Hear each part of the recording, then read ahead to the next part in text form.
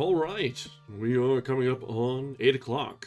So, let's settle in, get comfortable, grab our drinks, grab our books, and get back to where we left off.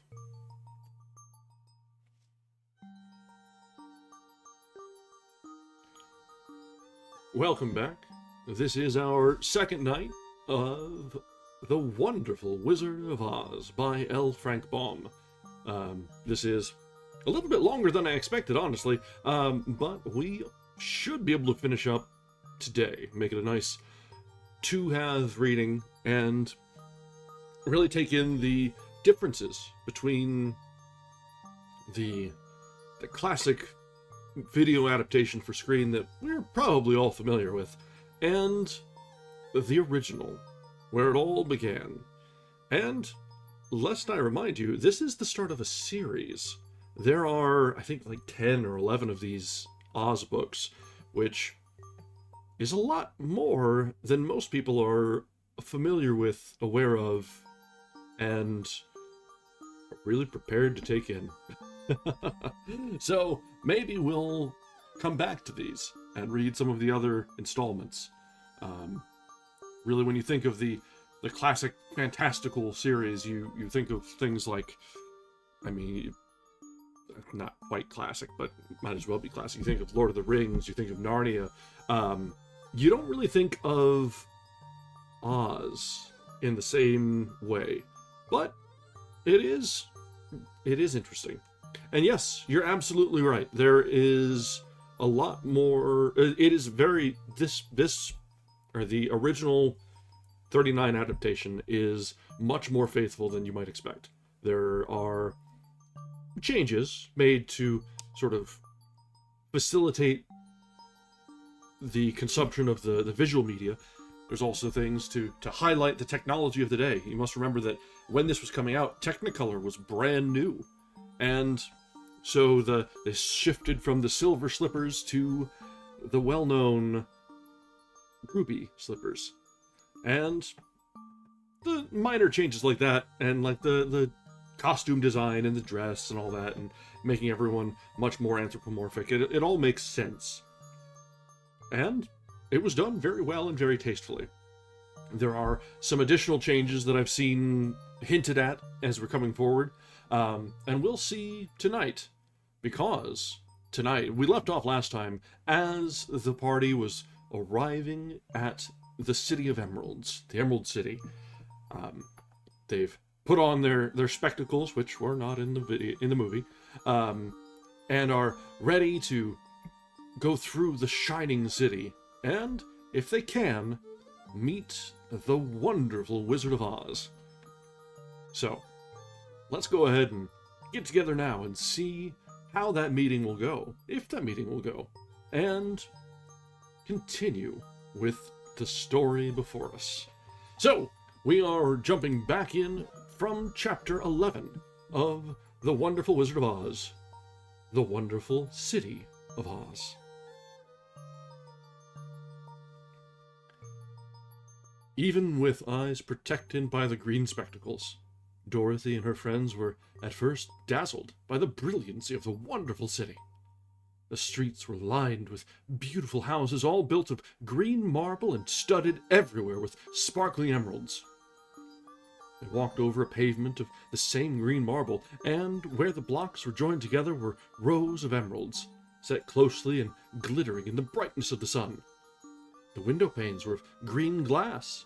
Even the sky above the city had a green tint.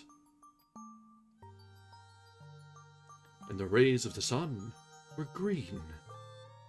There were many people, men, women, and children, walking about, and these were all dressed in green clothes and had greenish skins. They looked at Dorothy and her strangely assorted company with wondering eyes, and the children all ran away and hid behind their mothers when they saw the lion. But no one spoke to them. Many shops stood in the street, and Dorothy saw that everything in them was green. Green candy and green popcorn were offered for sale, and as well as green shoes, green hats, and green clothes of all sorts. At one place, a man was selling green lemonade, and when the children bought it, Dorothy could see that they'd paid for it with green pennies. There seemed to be no horses, nor animals of any kind. The men carried things around in little green carts, which they pushed before them. Everyone seemed happy and contented and prosperous. The guardian of the gates led them through the streets until they came to a big building, exactly in the middle of the city, which was the Palace of Oz, the Great Wizard. There was a soldier before the door, dressed in a green uniform and wearing a long green beard. "Here are the strangers," said the guardian of the gates to him, "and they demand to see the Great Oz." "Step inside," answered the soldier, "and I will carry your message to him." So they passed through the palace gates and were led into a big room with a green carpet and lovely green furniture set with emeralds. The soldier made them all wipe their feet upon a green mat before entering this room. And when they were seated, he said politely, "Make yourselves comfortable while I go to the door of the throne room and tell Oz you are here." They had to wait a long time before the soldier returned. When at last he came back, Dorothy asked, "Have you seen Oz?" "Oh no," returned the soldier. "I have never seen him, but I spoke to him as I sat behind his screen and gave him your message. He said he will grant you an audience, if you so desire, but each one of you must enter his presence alone, and he will admit but one each day. Therefore, as you must remain in the palace for several days, I will have you shown to rooms where you may rest in comfort after your journey." "Thank you," replied the girl. "That is very kind of Oz." The soldier now blew upon a green whistle, and at once a young girl, dressed in a pretty green silk gown, entered the room. She had lovely green hair and green eyes, and she bowed low before Dorothy, and she said, "Follow me, and I will show you to your room." So Dorothy said goodbye to all her friends except Toto, and, taking the dog in her arms, followed the green girl through 7 passages and up 3 flights of stairs, until they came to a room at the front of the palace. It was the sweetest little room in the world.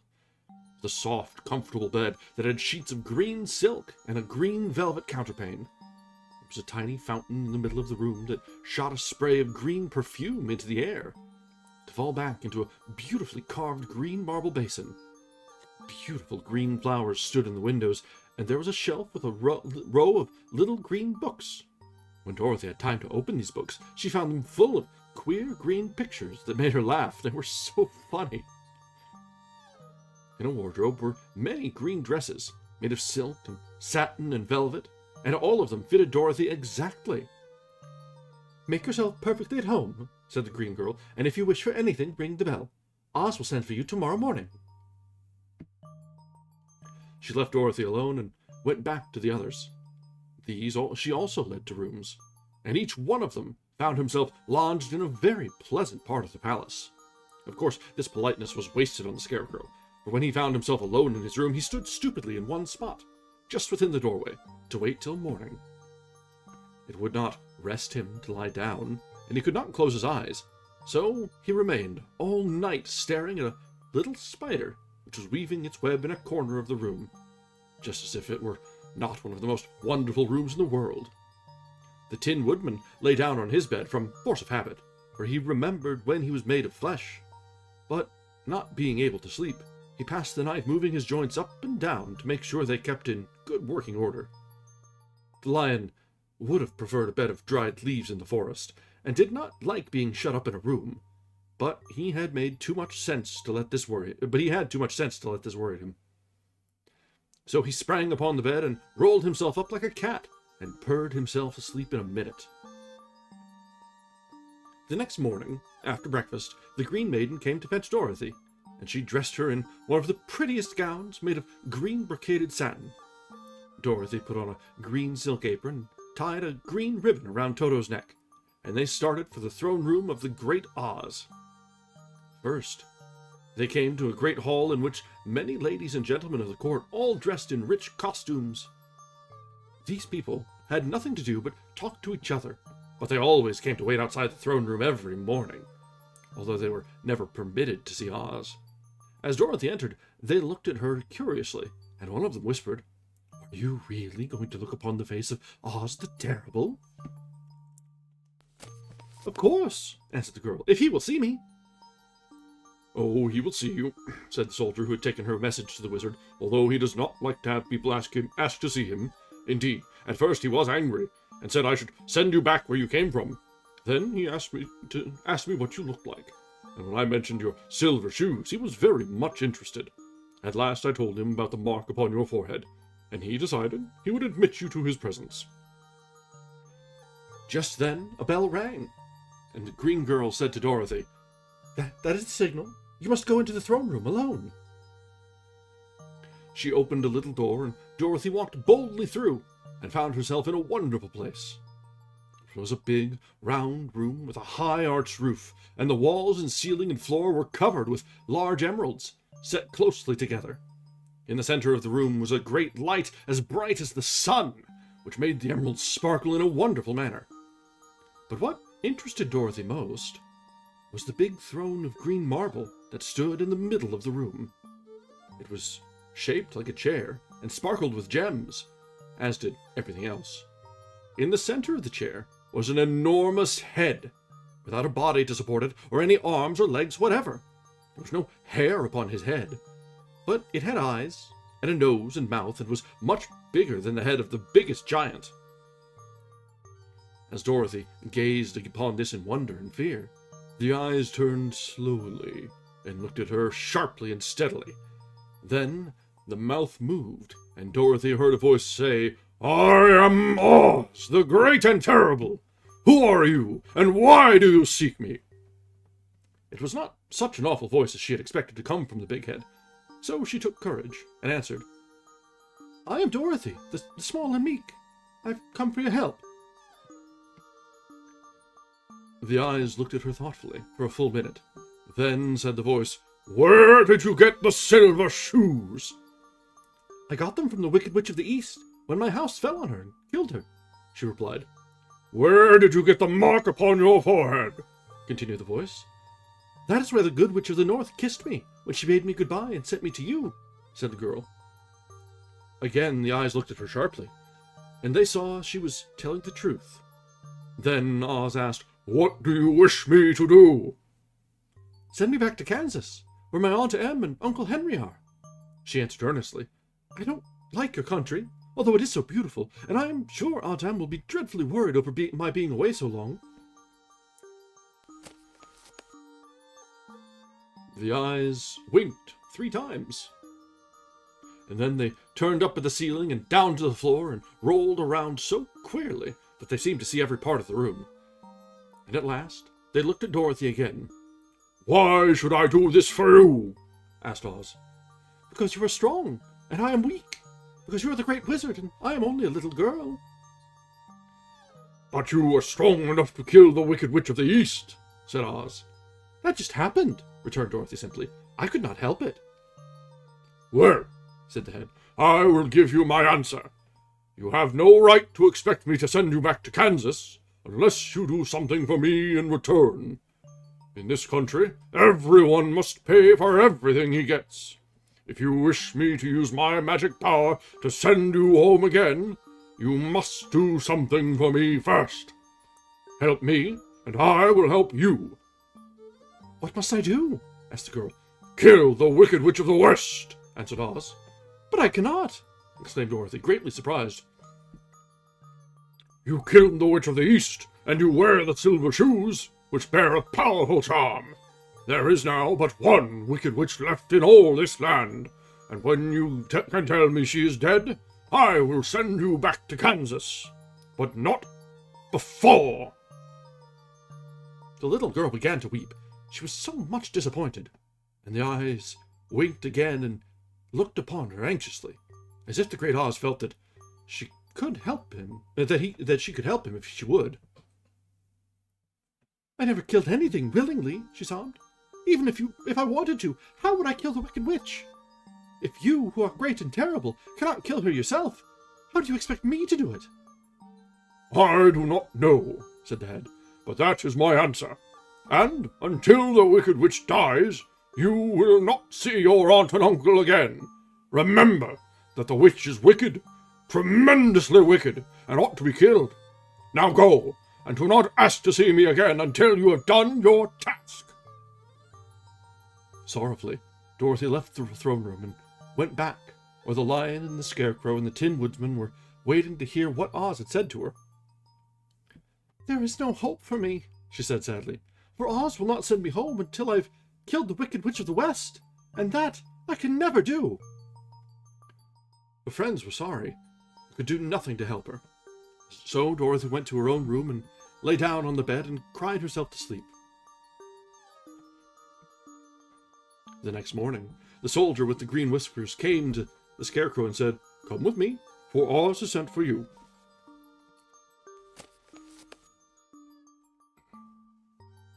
So the Scarecrow followed him, and was admitted into the great throne room, where he saw, sitting in the emerald throne, a most lovely lady. She was dressed in green silk gauze, and wore upon her flowing green locks of a crown of jewels. Growing from her shoulders were wings, gorgeous in color, and so light that they fluttered if the slightest breath of the air reached them. When the Scarecrow had bowed, as prettily as the straw Suffolk would let him, before this beautiful creature, she looked upon him sweetly and said, "I am Oz, the great and terrible. Who are you, and why do you seek me?" Now the Scarecrow, who had expected to see the head Dorothy had told him of, was much astonished, but he answered her bravely, "I am only a scarecrow, stuffed with straw.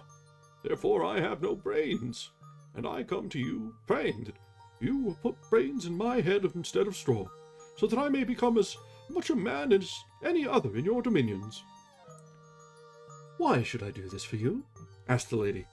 "Because you are wise and powerful, and no one else can help me," answered the Scarecrow. "I never grant favors without some return," said Oz, "but this much I will promise. If you will kill for me the Wicked Witch of the West, I will bestow upon you a great many brains, and such good brains that you will be the wisest man in all the land of Oz." "I thought you asked Dorothy to kill the witch," said the Scarecrow in surprise. "So I did. I don't care who kills her, but until she is dead I will not grant your wish. Now go, and do not seek me again until you have earned the brains you so greatly desire." The Scarecrow went sorrowfully back to his friends and told them what Oz had said. And Dorothy was surprised to find that the great wizard was not a head, as she had seen him, but a lovely lady. "All the same," said the Scarecrow, "she needs a heart as much as the Tin Woodman." On the next morning, the soldier with the green whiskers came to the Tin Woodman and said, "Oz has sent for you. Follow me." So the Tin Woodman followed him, and came to the great throne room.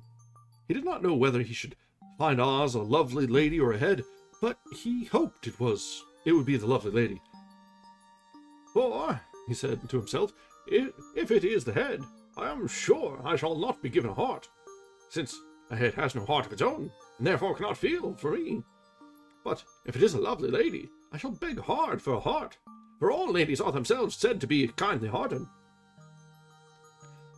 But when the woodman entered the great throne room, he saw neither the head nor the lady, for Oz had taken the shape of a most terrible beast. It was nearly as big as an elephant, and the green throne seemed hardly strong enough to hold its weight. The beast had a head like that of a rhinoceros, only there were 5 eyes in its face. There were 5 long arms growing out of its body. It also had 5 long, slim legs. Thick, woolly hair covered every part of it, and a more dreadful-looking monster could not be imagined. It was fortunate the Tin Woodman had no heart at that moment, for it would have beat loud and fast from terror. But, being only tin, the Woodman was not at all afraid, although he was much disappointed. "I am Oz, the great and terrible," spoke the beast, in a voice that was one great roar. "Who are you, and why do you seek me?" "I am a woodman, and made of tin. Therefore I have no heart, and I cannot love. I pray you to give me a heart that I may be as other men are." "Why should I do this?" demanded the beast. "Because I ask it, and you alone can grant my request," answered the woodman. Oz gave a low growl at this, but said gruffly, "If you indeed desire a heart, you must earn it." "How?" asked the woodman. "Help Dorothy to kill the Wicked Witch of the West," replied the beast. "When the witch is dead, come to me, and I will then give you the biggest and kindest and most loving heart in all the land of Oz." So the Tin Woodman was forced to return sorrowfully to his friends, and tell them of the terrible beast he had seen. They all wondered greatly at the many forms the great wizard could take upon himself, and the lion said, If he is a beast, when I go to see him, I shall roar my loudest, and so frighten him that he will grant me all I ask. And if he is a lovely lady, I shall pretend to spring upon her, and so compel her to do my bidding. And if he is the great head, he will be at my mercy, for I will roll this head all about the room until he promises to give us what we desire. So be of good cheer, my friends, for all will yet be well. That was a choice on that voice, and we hope that the beast will not make too many reappearances.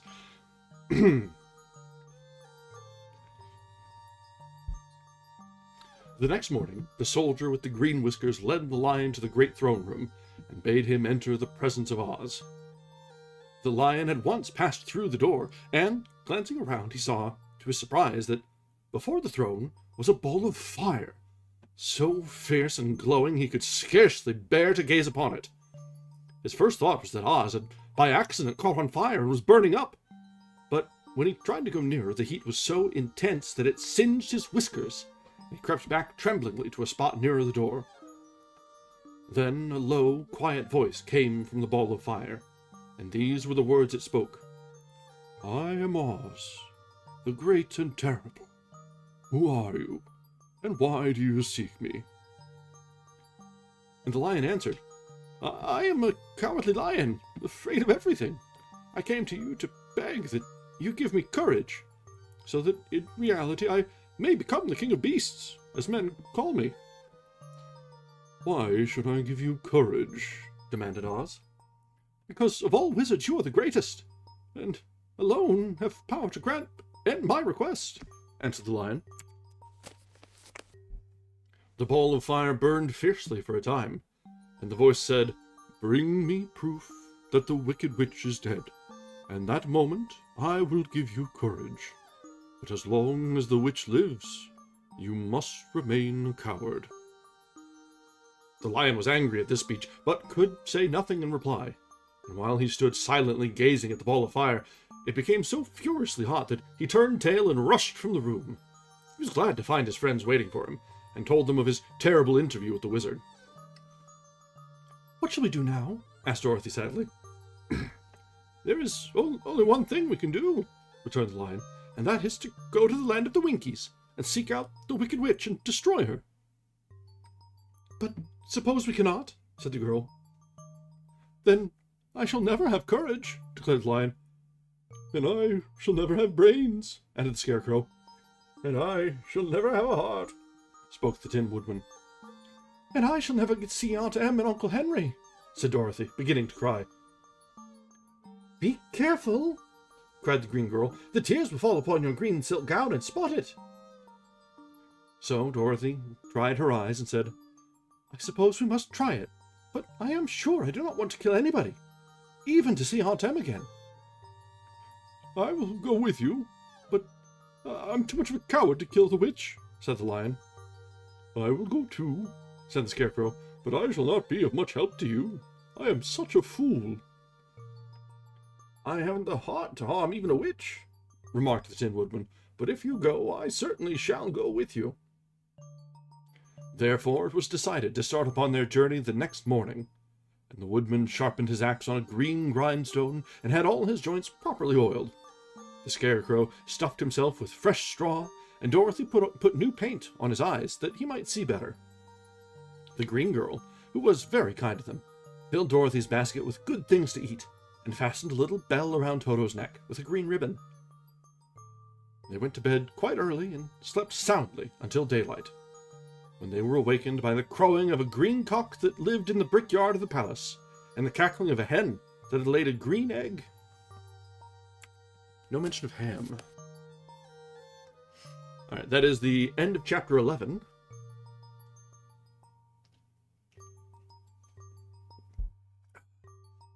Take a brief moment there to have a bit of a drink there, because that did leave a bit of a tickle in the throat there.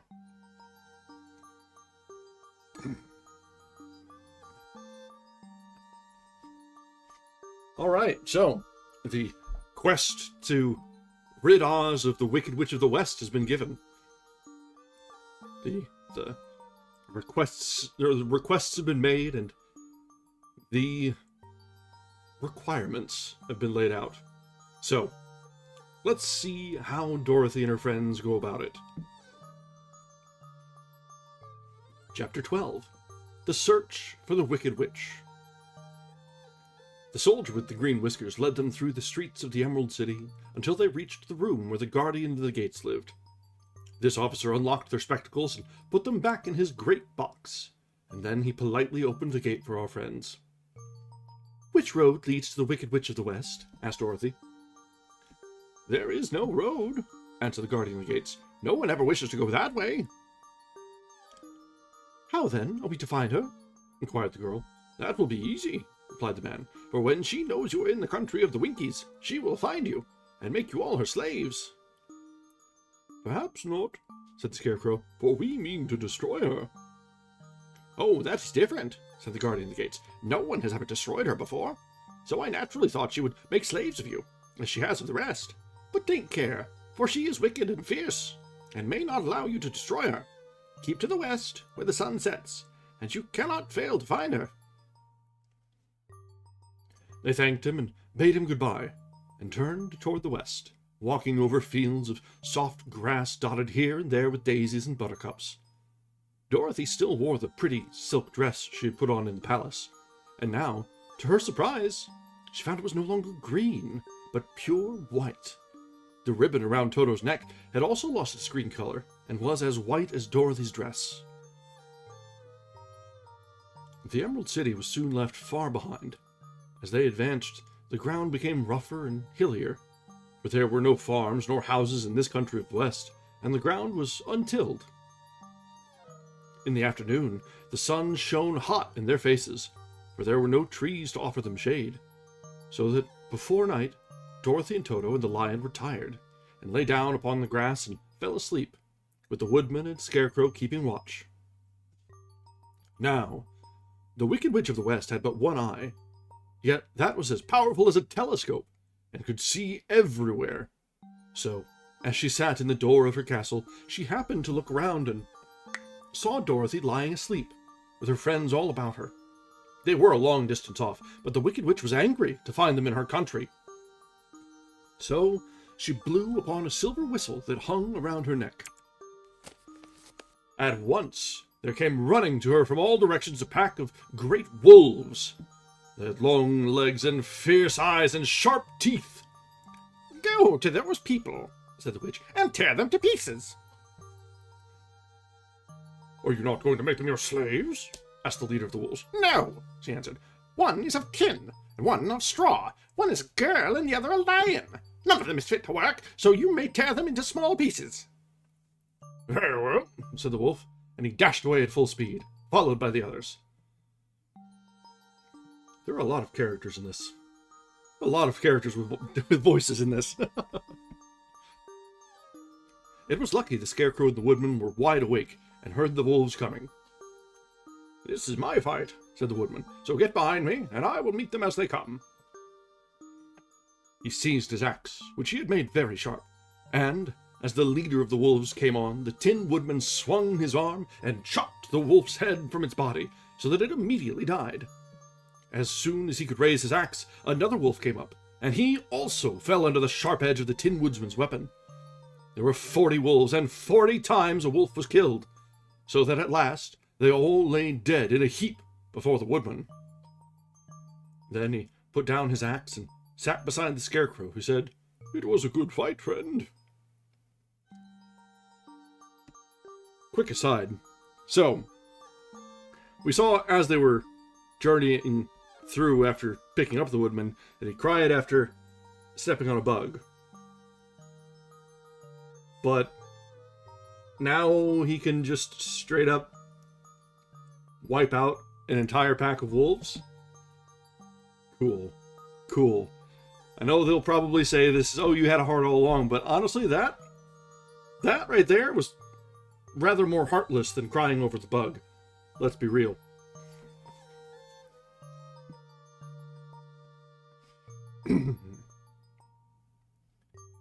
They waited until Dorothy was awake the next morning. The little girl was quite frightened when she saw the great pile of shaggy wolves, but the Tin Woodman told her all. She thanked him for saving them, and sat down to breakfast, after which they started again upon their journey. Now, this same morning, the Wicked Witch came to the door of her castle, and looked out with her one eye that could see far off. She saw all her wolves lying dead, and the strangers still traveling through her country.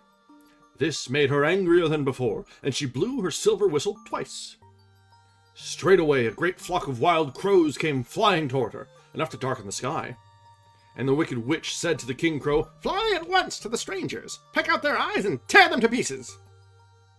And the wild crows flew in one great flock toward Dorothy and her companions.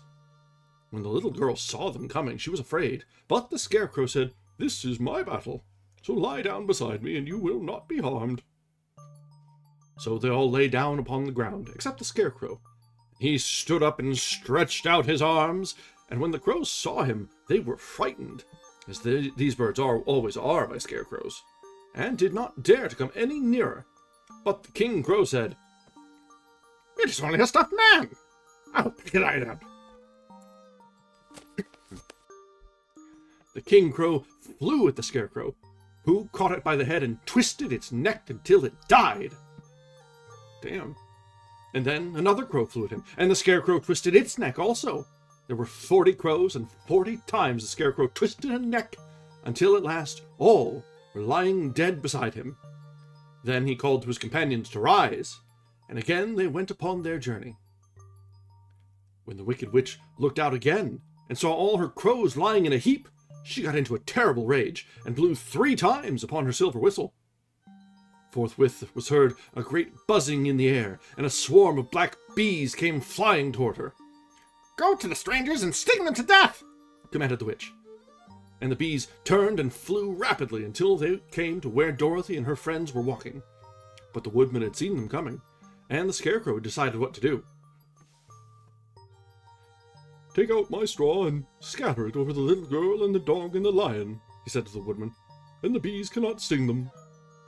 This the woodman did, and as Dorothy lay close beside the lion and held Toto in her arms, the straw covered them entirely. The bees had come and found no one but the woodman to sting, so they flew at him and broke off all their stings against the tin, without hurting the woodman at all. And as bees cannot live when their stings are broken, that was the end of the black bees. And they lay scattered thick about the woodman, like little heaps of fine coal. Then Dorothy and the lion got up, and the girl helped the Tin Woodman put the straw back into the Scarecrow again, until he was as good as ever. So they started upon their journey once more. The Wicked Witch was so angry when she saw her black bees in little heaps like fine coal that she stamped her foot and tore her hair and gnashed her teeth. And then she called a dozen of her slaves, who were the Winkies, and gave them sharp spears, telling them to go to the strangers and destroy them. The Winkies were not a brave people, but they had to do as they were told. So they marched away until they came near to Dorothy. Then the lion gave a great roar and sprang towards them, and the poor Winkies were so frightened that they ran back as fast as they could. When they returned to the castle, the Wicked Witch beat them all well with the strap, and sent them back to their work, after which she sat down to think what she should do next. She could not understand how all her plans to destroy these strangers had failed. But she was a powerful witch, as well as a wicked one, and she soon made up her mind how to act. There was, in her cupboard, a golden cap with a circle of diamonds and rubies running around it. This golden cap had a charm. Whoever owned it could call 3 times upon the winged monkeys, who would obey any order they were given. But no person could command these strange creatures more than 3 times. Twice already, the Wicked Witch had used the charm of the cap. Once, when she had made the Winkies her slaves, and set herself to rule over their country. The winged monkeys had helped her to do this. The second time was when she had fought against the great Oz himself, and driven him out of the land of the West. The winged monkeys had also helped her in doing this. Only once more could she use this golden cap, for which reason she did not like to do so until all her other powers were exhausted. But now that her fierce wolves and her wild crows and her stinging bees were gone, and her slaves had been scared away by the cowardly lion, she saw there was only one way left to destroy Dorothy and her friends. So, the Wicked Witch took the golden cap from her cupboard and placed it upon her head. Then she stood upon her left foot and said slowly, "Ip-pip-pep-pep-cacti." Next she stood upon her right foot and said, "Hello, holo, hello." After this she stood upon both feet and cried in a loud voice, "Zit-zit-zit-zit-zit." Now the charm began to work. The sky was darkened, and a low rumbling sound was heard in the air. There was a rushing of many wings, a great chattering and laughing, and the sun came out over the dark sky to show the Wicked Witch surrounded by a crowd of monkeys, each with a pair of immense and powerful wings on his shoulders. One, much bigger than the others, seemed to be their leader. He flew close to the witch and said, "You have called us for the third and last time. What do you command?" "Go to the strangers who are within my land and destroy them." "All except the lion," said the Wicked Witch. "Bring that beast to me, for I have a mind to harness him like a horse and make him work." "Your command shall be obeyed," said the leader. Then, with a great deal of chattering and noise, the winged monkeys flew away to the place where Dorothy and her friends were walking. Some of the monkeys seized the Tin Woodman and carried him through the air until they were over a country thickly covered with sharp rocks. Here they dropped the poor woodman, who fell a great distance to the rocks, where he lay so battered and dented that he could neither move nor groan. Others of the monkeys caught the Scarecrow, and with their long fingers pulled all the straw out of his clothes and head. They made his hat and boots into clothes and clothes into a small bundle and threw it into the top branches of a tall tree. The remaining monkeys threw pieces of stout rope around the lion and wound many coils about his body and head and legs, until he was unable to bite or scratch or struggle in any way. Then they lifted him up and flew away with him to the witch's castle, where he was placed in a small yard with a high iron fence around it, so that he could not escape. But Dorothy they did not harm at all. She stood with Toto in her arms, watching the sad fate of her comrades, and thinking it would soon be her turn. The leader of the winged monkeys flew up to her, his long, hairy arms stretched out and his ugly face grinning horribly. But he saw the mark of the good witch's kiss upon her forehead and stopped short, motioning the others not to touch her. "We dare not harm this little girl," he said to them, "for she is protected by the power of good, and that is greater than the power of evil. All we can do is carry her to the castle of the Wicked Witch and leave her there." So carefully and gently they lifted Dorothy in their arms, and carried her swiftly through the air until they came to the castle, where they set her down upon the front doorstep. Then the leader said to the witch, "We have obeyed you as far as we were able. The Tin Woodman and Scarecrow are destroyed, and the lion is tied up in your yard. The little girl we dare not harm, nor the dog she carries in her arms. Your power over our band is now ended, and you will never see us again." Then all the winged monkeys, with much laughing and chattering and noise, flew into the air and were soon out of sight. The Wicked Witch was both surprised and worried when she saw the mark on Dorothy's forehead, for she knew well that neither the winged monkeys nor she herself dare hurt the girl in any way. She looked down at Dorothy's feet, and seeing the silver shoes, began to tremble with fear, for she knew what a powerful charm belonged to them. At first, the witch was tempted to run away from Dorothy, but she happened to look into the child's eyes, and saw how simple the soul behind them was, and that the little girl did not know of the wonderful power the silver shoes gave her. So the Wicked Witch laughed to herself and thought, "I can still make her my slave, for she does not know how to use her power." Then she said to Dorothy, harshly and severely, "Come with me, and see that you mind everything I tell you.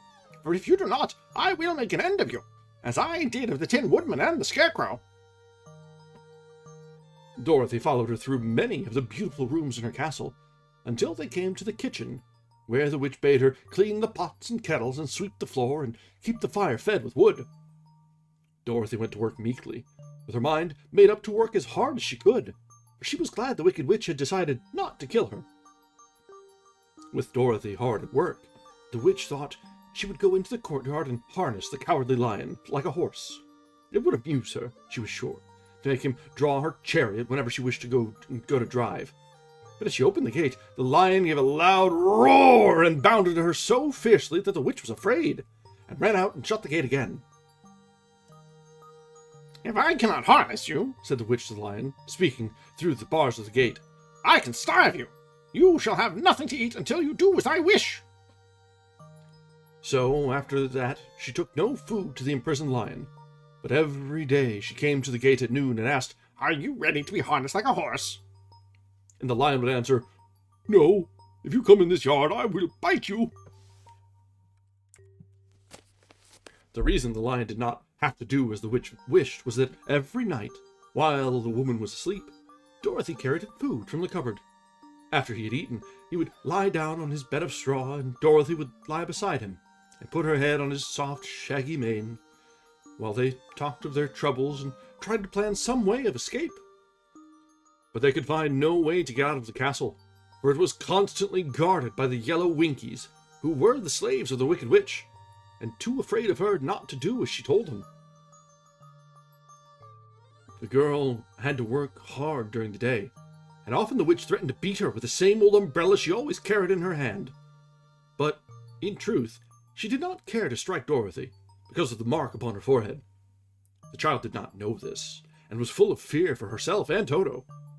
Once, the witch struck Toto a blow with her umbrella, and the brave little dog flew at her and bit her leg in return. The witch did not bleed where she was bitten, for she was so wicked that the blood in her had dried up many years before.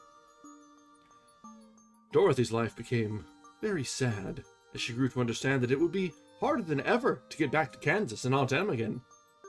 Sometimes she would cry bitterly for hours, with Toto sitting at her feet and looking into her face, whining dismally to show how sorry he was for his little mistress.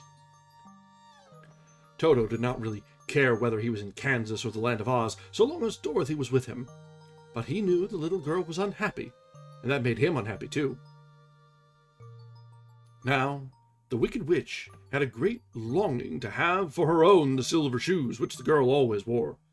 Her bees and her crows and her wolves were lying in heaps and drying up, and she used up all the power of the golden cap. But if she could only get hold of the silver shoes, they would give her more power than all the other things she had lost. She watched Dorothy carefully, to see if she ever took off her shoes, thinking she might steal them. But the child was so proud of her pretty shoes that she never took them off, except at night, and when she took her bath. The witch was much too afraid of the dark to dare go in Dorothy's room at night to take the shoes. Okay. And her dread of water was greater than her fear of the dark, so she never came near when Dorothy was bathing. Indeed, the old witch never touched water, nor ever let water touch her in any way. But the wicked creature was very cunning, and she finally thought of a trick that would give her what she wanted. She placed a bar of iron in the middle of the kitchen floor, and then by her magic arts made the iron invisible to human eyes, so that when Dorothy walked across the floor, she stumbled over the bar, not being able to see it, and fell at full length. She was not much hurt, but in her fall, one of the silver shoes came off, and before she could reach it, the witch had snatched it away and put it on her own skinny foot. The wicked woman was greatly pleased with the success of her trick, for as long as she had had one of the shoes, she owned half the powers of their charm, and Dorothy could not use it against her, even had she known how to do so. The little girl, seeing that she had lost one of her pretty shoes, grew angry, and said to the witch, "Give me back my shoe!" "I will not," retorted the witch, "for it is now my shoe, and not yours." "You are a wicked creature," cried Dorothy. "You have no right to take my shoe from me." "I shall keep it just the same," said the witch, laughing at her, "and someday I shall get the other one from you too." This made Dorothy so very angry that she picked up the bucket of water that stood near and dashed it over the witch, wetting her from head to foot. Instantly, the wicked woman gave a loud cry of fear, and then, as Dorothy looked at her in wonder, the witch began to shrink and fall away. "See what you have done!" she screamed. "In a minute I shall melt away!" "I am very sorry indeed," said Dorothy, who was truly frightened to see the witch actually melting away like brown sugar before her very eyes. "Didn't you know water would be the end of me?" asked the witch in a wailing, despairing voice. "Of course not," answered Dorothy. "How should I?" "Well, in a few minutes I shall all be melted, and you will have the castle to yourself. I have been wicked in my day, but I never thought a little girl like you would be able to melt me and end my wicked deeds. Look out! Here I go!" With these words, the witch fell down in a brown, melted, shapeless mass, and began to spread over the clean boards of the kitchen floor. Seeing that she really had melted away to nothing, Dorothy drew another bucket of water and threw it over the mess. She then swept it all out the door, and picking out the silver shoe again, which was all that was left of the old woman, she cleaned it and dried it with a cloth, and put it on her foot again. Then, being at last free to do as she chose, she ran out to the courtyard to tell the lion that the Wicked Witch of the West had come to an end, and that they were no longer prisoners in a strange land. That's the end of chapter 12. That was a lot going on. The absolute calm way that Dorothy finished things off there was cold-hearted in the extreme, let's be honest. It's like, oh, she melted. Let's get another bucket of water to clean up this mess.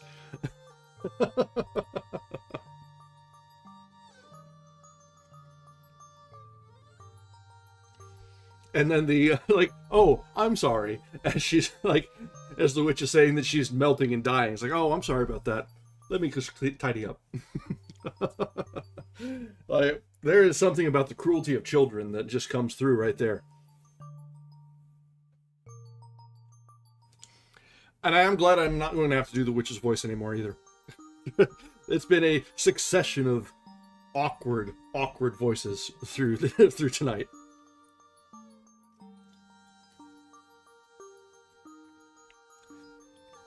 All right.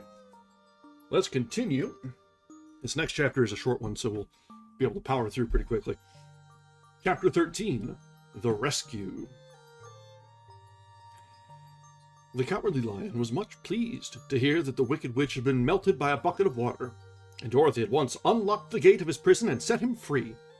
They went in together to the castle, where Dorothy's first act was to call all the Winkies together and tell them that they were no longer slaves. There was a great rejoicing among the yellow Winkies. Winkies that look like Twinkies? For they had been made to work hard during many years for the Wicked Witch, who had always treated them with great cruelty. They kept this day as a holiday, then and forever after, and spent the time in feasting and dancing. "If our friends, the Scarecrow and the Tin Woodman, were only with us," said the Lion, "I should be quite happy." "Don't you suppose we could rescue them?" asked the girl, anxiously. "We can try," answered the Lion. So they called the yellow Winkies and asked them if they would help to rescue their friends. And the Winkies said that they would be delighted to do all in their power for Dorothy, who had set them free from bondage. So she chose a number of the Winkies and looked as if they knew the most, and they all started away. They traveled that day and part of the next until they came to the rocky plain where the Tin Woodman lay, all battered and bent. His axe was near him, but the blade was rusted and the handle broken off short. The Winkies lifted him tenderly in their arms and carried him back to the Yellow Castle again, Dorothy shedding a few tears by the way at the sad plight of her old friend, and the Lion looking sober and sorry. When they reached the castle, Dorothy said to the Winkies, "Are any of your people tinsmiths?" "Oh yes, some of us are very good tinsmiths," they told her. Then bring them to me, she said. And when the tinsmiths came, bringing with them all their tools and baskets, she inquired, Can you straighten out those dents in the Tin Woodman, and bend him back into shape again, and solder him together where he is broken? The tinsmiths looked the woodman over carefully, and they answered that they thought they could mend him so he would be as good as ever. So they set to work in one of the big yellow rooms of the castle and worked for 3 days and 4 nights, hammering and twisting and bending and soldering and polishing and pounding at the legs and body and head of the Tin Woodman, until at last he was straightened out into his old form, and his joints worked as well as ever. To be sure, there were several patches on him, but the tinsmiths did a good job. And, as the woodman was not a vain man, he did not mind the patches at all. When at last he walked into Dorothy's room and thanked her for rescuing him, he was so pleased that he wept tears of joy, and Dorothy had to wipe every tear carefully from his face with her apron, so his joints would not be rusted. At the same time, her own tears fell thick and fast at the joy of meeting her old friend again, and these tears did not need to be wiped away. As for the lion, he wiped his eyes so often with the tip of his tail that it became quite wet, and he was obliged to go out into the courtyard and hold it in the sun until it dried. "If only we had the Scarecrow with us again," said the Tin Woodman, when Dorothy had finished telling him everything that had happened. "I should be quite happy." "We must try to find him," said the girl. So she called the Winkies to help her, and they walked all that day and part of the next, until they came to the tall tree in the branches of which the winged monkeys had tossed the Scarecrow's clothes. It was a very tall tree, and the trunk was so smooth that no one could climb it. But the woodman said at once, "I'll chop it down, and then we can get the Scarecrow's clothes." Now, while the tinsmith had been at work mending the woodman himself, another of the Winkies, who was a goldsmith, had made an axe handle of solid gold, and fitted it to the woodman's axe, instead of the old broken handle. Others polished the blade until all the rust was removed, and it glistened like burnished silver. As soon as he had spoken, the Tin Woodman began to chop, and in a short time the tree fell over with a crash, whereupon the Scarecrow's clothes fell out of the branches and rolled off on the ground. Dorothy picked them up and had the Winkies carry them back to the castle, where they were stuffed with nice clean straw, and behold, here was the Scarecrow, as good as ever, thanking them over and over again for saving him. Now that they were reunited, Dorothy and her friends spent a few happy days at the Yellow Castle, where they found everything they needed to make them comfortable. But one day the girl thought of Aunt Em, and said, "We must go back to Oz and claim his promise." "Yes," said the woodman, "at last I shall get my heart." "And I shall get my brains," added the Scarecrow joyfully. "And I shall get my courage," said the lion thoughtfully. "And I shall get back to Kansas," said Dorothy, clapping her hands. "Oh, let us start for the Emerald City tomorrow." This they decided to do. The next day they called the Winkies together and bade them goodbye. The Winkies were sorry to have them go, and they had grown so fond of the Tin Woodman that they begged him to stay and rule over them and the Yellow Land of the West. Finding they were determined to go, the Winkies gave Toto and the lion each a golden collar, and to Dorothy they presented a beautiful bracelet studded with diamonds, and to the Scarecrow they gave a gold-headed walking stick to keep him from stumbling, and to the Tin Woodman they offered a silver oil can, inlaid with gold and set with precious jewels. Every one of the travelers made the Winkies a pretty speech in return, and all shook hands with him until their arms ached. Dorothy went to the witch's cupboard to fill her basket with food for the journey, and there she saw the golden cap. She tried it on her own head, and found that it fitted her exactly.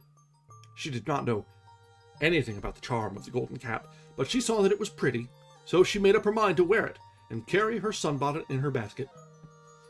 Then, being prepared for the journey, they all started for the Emerald City, and the Winkies gave them 3 cheers and many good wishes to carry them. And that is the end of chapter 13. So, the friends, as you noted, the curiously old friends, despite it being only a matter of a few days, are reunited. The Tin Woodman and the Scarecrow are rescued, brought back from the brink, And somehow, the Tin Woodman has acquired a bit of a following among the Winkies. So, curious how that works. But, as with many details in this book, given that it is a children's book, the finer details are frequently glossed over. And that works out. It works out pretty well. It's better to leave it unknown and let the imagination run wild, huh?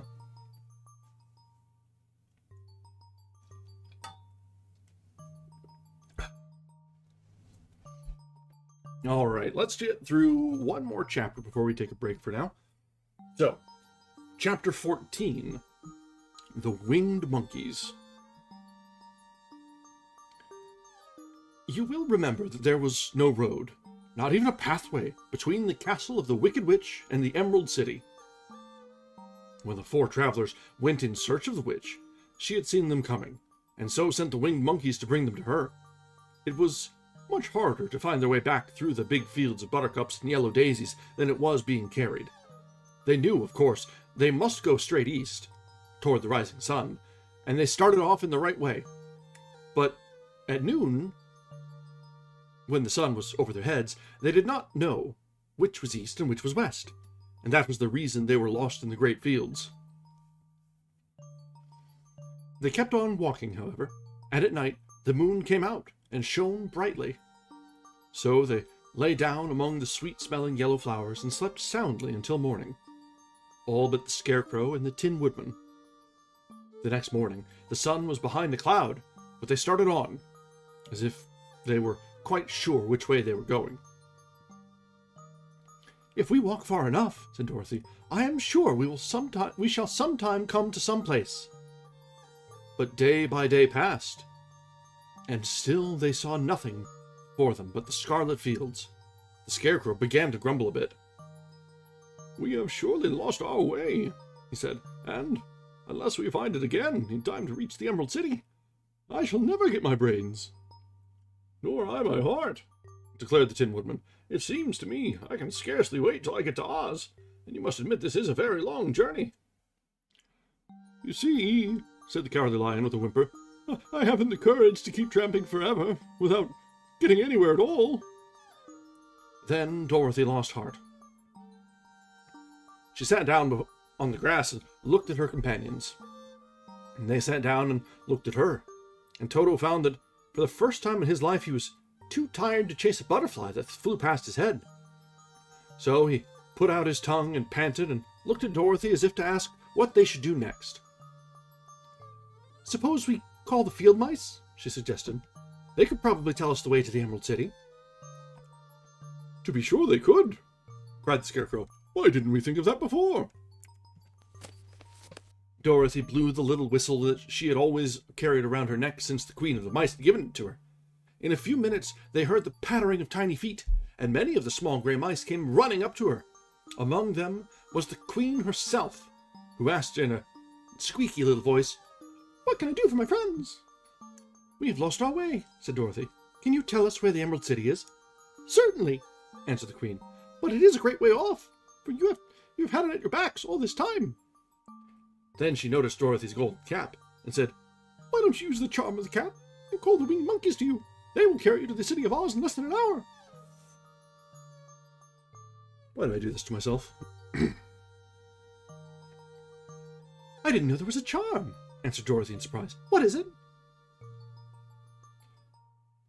"It is written on the inside of the golden cap," replied the Queen of the Mice. "But if you are going to call the winged monkeys, we must run away, for they are full of mischief and think it is great fun to plague us." "Won't they hurt me?" asked the girl curiously. "Oh no, they must obey the wearer of the golden cap. Goodbye." And she scampered out of sight, with all the mice hurrying after her. Dorothy looked inside the golden cap, and saw some words written upon the lining. These, she thought, must be the charm. So she read the directions carefully, and put the cap upon her head. "Ippy-peppy-kaki," she said, standing on her left foot. "What did you say?" asked the Scarecrow, who did not know what she was doing. "Hi-lo, ho-lo, hello," Dorothy went on, standing this time on her right foot. "Hello," replied the Tin Woodman calmly. Zizizazizik, said Dorothy, who was now standing on both feet. This ended the saying of the charm, and they heard a great chattering and flapping of wings, as the band of winged monkeys flew up to them. The king bowed low before Dorothy and asked, "What is your command?" "We wish to go to the Emerald City," said the child, "and we have lost our way." "We will carry you," replied the king, and no sooner had he spoken than 2 of the monkeys caught Dorothy in their arms and flew away with her. Others took the Scarecrow and the Woodman and the Lion, and one little monkey seized Toto and flew after them, although the dog tried hard to bite him. As Toto would. Little rat dog. The Scarecrow and the Tin Woodman were rather frightened at first, for they remembered how badly the winged monkeys had treated them before. But they saw that no harm was intended, so they rode through the air quite cheerfully, and had a fine time looking at the pretty gardens and woods far below them. Dorothy found herself riding easily between 2 of the biggest monkeys, one of them the king himself. They had made a chair with their hands and were careful not to hurt her. "Why do you have to obey the charm of the golden cap?" she asked. "That is a long story," answered the king with a winged laugh. "But, as we have a long journey before us, I will pass the time by telling you about it if you wish." "I shall be glad to hear it," she replied. "Once," began the leader, "we were a free people, living happily in the great forest, flying from tree to tree, eating nuts and fruit, and doing just as we pleased without calling anybody master. Perhaps some of us were rather too full of mischief at times, flying down to pull the tails of the animals that had no wings, chasing birds and throwing nuts at the people who walked in the forest. But we were careless and happy and full of fun, and enjoyed every minute of the day. This was many years ago, long before Oz came out of the clouds to rule over this land."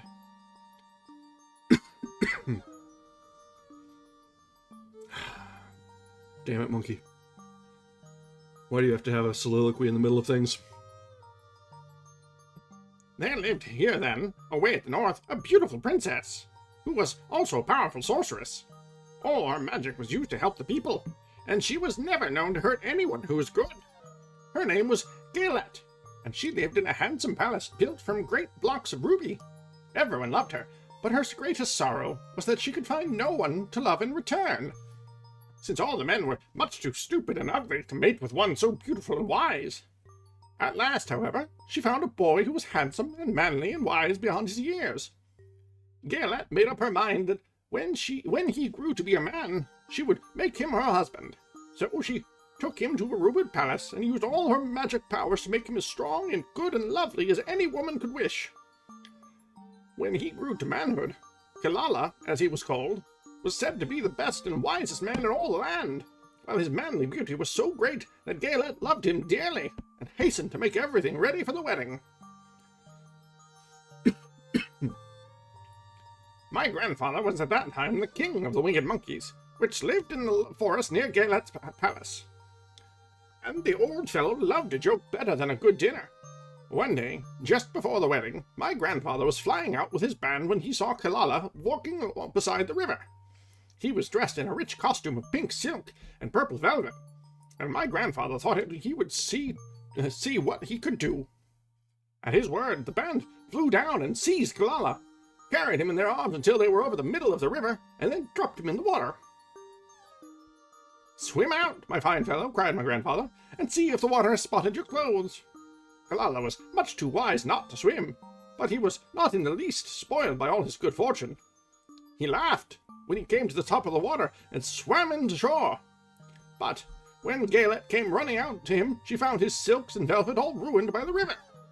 The princess was angry, and she knew, of course, who did it. She had all the winged monkeys brought before her, and she had said at first that their wings should be tied, and they should be treated the same as they had treated Kalala. Oh, man, okay. And dropped in the river. But my grandfather pleaded hard, for he knew the monkeys would drown in the river with their wings tied, and Kalala said a kind word for them also, so that Galette finally spared them, on condition that the winged monkeys should ever after do 3 times the bidding of the owner of the golden cap. This cap has been made for a wedding present to Kalala, and it is said to have cost the princess half her kingdom. Of course, My grandfather and all the other monkeys at once agreed to the condition, and that is how it happens that we are 3 times the slaves of the owner of the golden cap, whosoever he may be. And what became of them? Asked Dorothy, who had been greatly interested in the story. Kilala, being the first owner of the golden cap, Replied the monkey.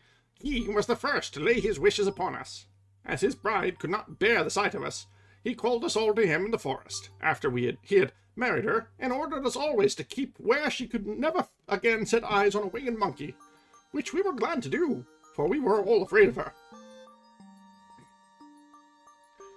This was all we ever had to do until the golden cap fell into the hands of the wicked witch of the west, who made us enslave the Winkies, and afterward drive Oz himself out of the land of the west. Now the golden cap is yours, and 3 times you have the right to lay your wishes upon us.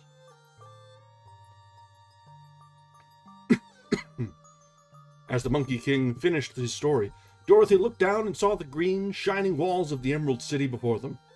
She wondered at the rapid flight of the monkeys, but was glad the journey was over. The strange creatures set the travelers down carefully before the gate of the city. The king bowed low to Dorothy, and then flew swiftly away, followed by all his band.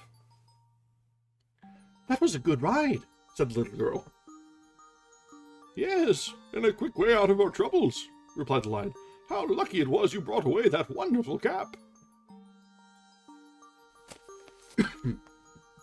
All right, that brings us to the end of chapter 14, and we're about to one of the more famous scenes here. So let's go ahead and take a few-minute break, top up our drinks. I'll need something a little bit more refreshing than coffee after all those particularly annoying voices in the last couple chapters, and we'll be back once we've refreshed ourselves just a bit. All right, be just a few minutes. Thanks, guys.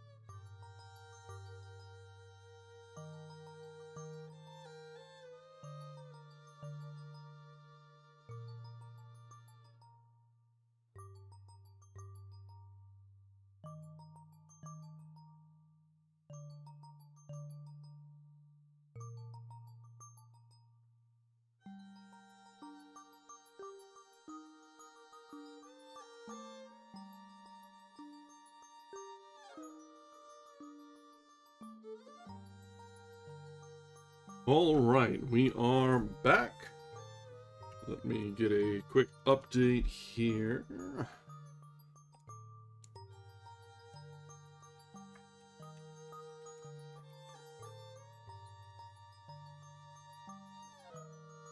Keurig is fantastic for just a quick spot of hot water. Prep some tea on a whim. All right, so let's continue because we are coming up quickly to, well, it's not really toward the end because we still have about 25% or 25-30% left of the book still. So we've got a fair bit left. So, continuing from chapter 15, The Discovery of Oz, the Terrible. The four travelers walked up to the great gate of Emerald City and rang the bell. After ringing it several times, it was opened by the same guardian of the gates they had met before. "What? You're back again?" he asked in surprise. "Do you not see us?" answered the Scarecrow. "But I thought you had gone to visit the Wicked Witch of the West." "We did see her," said the Scarecrow. "And she let you out again?" asked the man in wonder. "She could not help it, for she is melted," explained the Scarecrow. "Melted? Well, that is good news indeed," said the man. "Who melted her?" "It was Dorothy," said the Lion gravely. "Good gracious!" exclaimed the man again, and he bowed very low indeed before her. Then he led them into his little room and locked the spectacles from the great box on all their eyes, just as he had done before. Afterward they passed on through the gate into the Emerald City. When the people heard from the guardian of the gates that Dorothy had melted the Wicked Witch of the West, they all gathered around the travelers and followed them in a great crowd to the Palace of Oz. The soldier with the green whiskers was still on guard before the door, but he let them in at once, and they were again met by the beautiful green girl, who showed each of them to their old rooms at once, so they might rest until the great Oz was ready to receive them. The soldier had the news carried straight to Oz that Dorothy and the other travelers had come back after destroying the Wicked Witch. But Oz made no reply. They thought the Great Wizard would send for them at once, but he did not. They had no word from him the next day, nor the next, nor the next. The waiting was tiresome and wearing, and at last they grew vexed that Oz should treat them in so poor a fashion, after sending them to undergo hardships and slavery. So the Scarecrow at last asked the Green Girl to take another message to Oz, saying if he did not let them in at once, they would call the winged monkeys to help them and find out whether he kept his promises or not. When the wizard was given this message, he was so frightened that he sent word for them to come to the throne room at 4 minutes after 9 o'clock the next morning. He had once met the winged monkeys in the land of the West, and he did not wish to meet them again. The 4 travelers passed a sleepless night, each thinking of the gift Oz had promised to bestow on him. Dorothy fell asleep only once, and she dreamed she was in Kansas, where Aunt Em was telling her how glad she was to have her little girl at home again. Promptly, at 9 o'clock the next morning, the green-whiskered soldier came to them, and 4 minutes later, they all went into the throne room of the great Oz. Of course, each one of them expected to see the wizard in the shape he had taken before, and all were greatly surprised when they looked about and saw no one at all in the room. They kept close to the door and closer to one another, for the stillness of the empty room was more dreadful than any of the forms they had seen Oz take. Presently, they heard a solemn voice that seemed to come from somewhere near the top of the great dome, and it said, "I am Oz, the great and terrible. Why do you seek me?" They looked again in every part of the room, and then, seeing no one, Dorothy asked, "Where are you?" "I am everywhere," answered the voice, "but to the eyes of common mortals, I am invisible. I will now seat myself upon my throne, that you may converse with me." Indeed, the voice seemed just then to come straight from the throne itself. So they walked toward it and stood in a row, while Dorothy said, "We have come to claim our promise, O Oz." "What promise?" asked Oz. "You promised to send me back to Kansas when the Wicked Witch was destroyed," said the girl. "And you promised to give me brains," said the Scarecrow. "And you promised to give me a heart," said the Tin Woodman. "And you promised to give me courage," said the Cowardly Lion. "Is the Wicked Witch really destroyed?" asked the voice, and Dorothy thought it trembled a little. "Yes," she answered. "I melted her with a bucket of water." "Dear me," said the voice, "how sudden! Well, come to me tomorrow, for I must have time to think it over." "You've had plenty of time already," said the Tin Woodman angrily. "We shan't wait a day longer," said the Scarecrow. "You must keep your promises to us," exclaimed Dorothy. The lion thought it might be as well to frighten the wizard, so he gave a large, loud roar, which was so fierce and dreadful that Toto jumped away from him in alarm and tipped over the screen that stood in the corner. As it fell with a crash, they looked that way, and the next moment all of them were filled with wonder, for they saw, standing in just the spot the screen had hidden, a little old man, with a bald head and a wrinkled face, who seemed to be as much surprised as they were. The Tin Woodman, raising his axe, rushed toward the little man and cried out, "Who are you?" "I am Oz, the great and terrible," said the little man in a trembling voice. "But don't strike me, please don't, and I'll do anything you want me to." Our friend looked at him in surprise and dismay. "I thought Oz was a great head," said Dorothy. "And I thought Oz was a lovely lady," said the Scarecrow. "And I thought Oz was a terrible beast," said the Tin Woodman. "And I thought Oz was a ball of fire," exclaimed the Lion. "No, you are all wrong," said the little man meekly. "I have been making believe." "Making believe?" cried Dorothy. "Are you not a great wizard?" "Hush, my dear," he said. "Don't speak so loud, or you will be overheard, and I shall be ruined. I'm supposed to be a great wizard." And aren't you? She asked. Not a bit of it, my dear. I'm just a common man. You're more than that, said the Scarecrow in a grieved tone. You're a humbug. Exactly so, declared the little man, rubbing his hands together as if it pleased him. I am a humbug. But this is terrible, said the Tin Woodman. How shall I ever get my heart? Or I my courage, asked the Lion. Or I my brains, wailed the Scarecrow, wiping the tears from his eyes with his coat sleeve. My dear friends, said Oz, I pray you not to speak of these little things. Think of me, and the terrible trouble I'm in at being found out. Doesn't anyone else know you're a humbug? Asked Dorothy. No one knows it but you four, and myself, replied Oz. I have fooled everyone so long that I thought I should never be found out. It was a great mistake my ever letting you into the throne room. Usually, I will not see even my subjects, and so they believe I am something terrible. But I don't understand, said Dorothy in bewilderment. How was it that you appeared to me as a great head? That was one of my tricks, answered Oz. Step this way, please, and I will tell you all about it. He led the way to a small chamber in the rear of the throne room, and they all followed him. He pointed to one corner, in which lay the great head, made out of many thicknesses of paper, and with a carefully painted face. This I hung from the ceiling by a wire, said Oz. I stood behind the screen and pulled the thread to make the eyes move and the mouth open. But how about the voice? She inquired. Oh, I am a ventriloquist, said the little man. I can throw the sound of my voice wherever I wish, so that you thought it was coming out of the head. Here are the other things I used to deceive you. He showed the Scarecrow the dress and the mask he had worn when he seemed to be the lovely lady, and the Tin Woodman saw that his terrible beast was nothing but a lot of skins sewn together, with slats to keep their sides out. As for the ball of fire, the false wizard had hung that also from the ceiling. It was really a ball of cotton, but when oil was poured upon it, the ball burned fiercely. Really, said the Scarecrow, you ought to be ashamed of yourself for being such a humbug.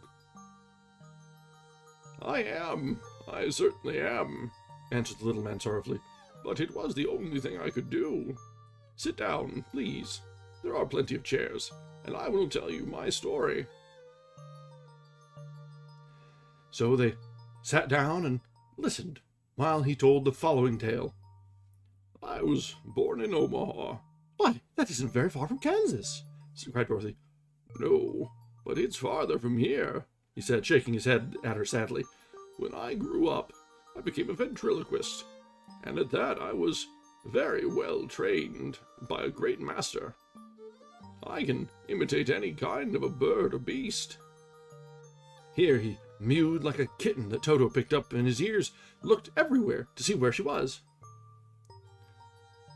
After a time, continued Oz, I tired of that and became a balloonist. What is that? Asked Dorothy. A man who goes up in a balloon on circus day, so as to draw a crowd of people together and get them to pay to see the circus, he explained.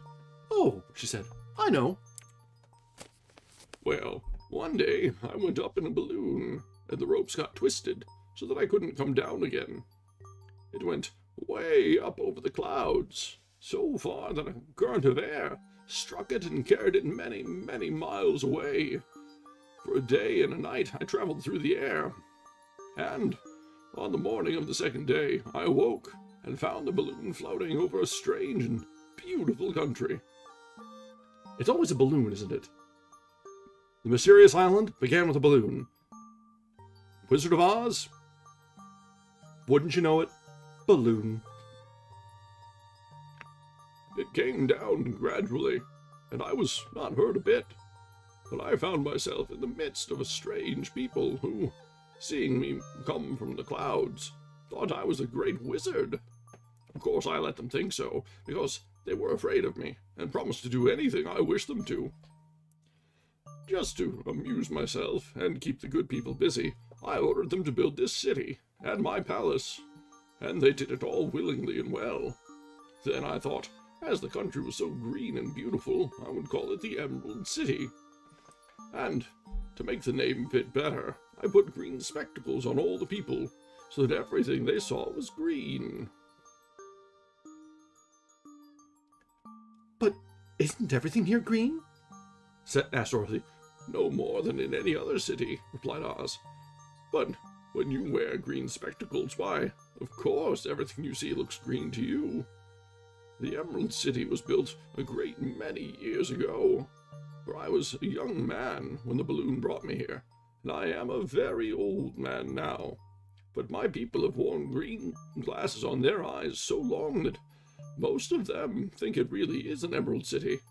And it certainly is a beautiful place, abounding in jewels and precious metals, and every good thing that is needed to make one happy. I have been good to the people, and they like me. But ever since this palace was built, I have shut myself up, and would not see any of them. One of my greatest fears was the witches, for while I had no magical powers at all, I soon found out that the witches were really able to do wonderful things. There were 4 of them in this country, and they ruled the people who live in the north and south and east and west. Fortunately, the witches of the north and south were good, and I knew they would do me no harm. But the witches of the east and the west were terribly wicked, and had they not thought I was more powerful than they themselves, they would surely have destroyed me. As it was, I lived in deadly fear of them for many years, so you can't imagine how pleased I was when I heard your house had fallen on the Wicked Witch of the East.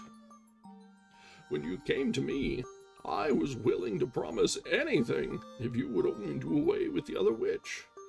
But now that you have melted her, I am ashamed to say that I cannot keep my promises. I think you are a very bad man, said Dorothy. Oh, no, my dear. I'm really a very good man, but I'm a very bad wizard, I must admit. Can't you give me brains? Asked the Scarecrow. You don't need them. You are learning something every day. A baby has brains, but it doesn't know much. Experience is the only thing that brings knowledge, and the longer you are on Earth, the more experience you are sure to get. That may all be true, said the Scarecrow, but I shall be very unhappy unless you give me brains. The false wizard looked at him carefully. Well, he said with a laugh, I'm not much of a magician, as I said, but if you will come to me tomorrow morning, I will stuff your head with brains.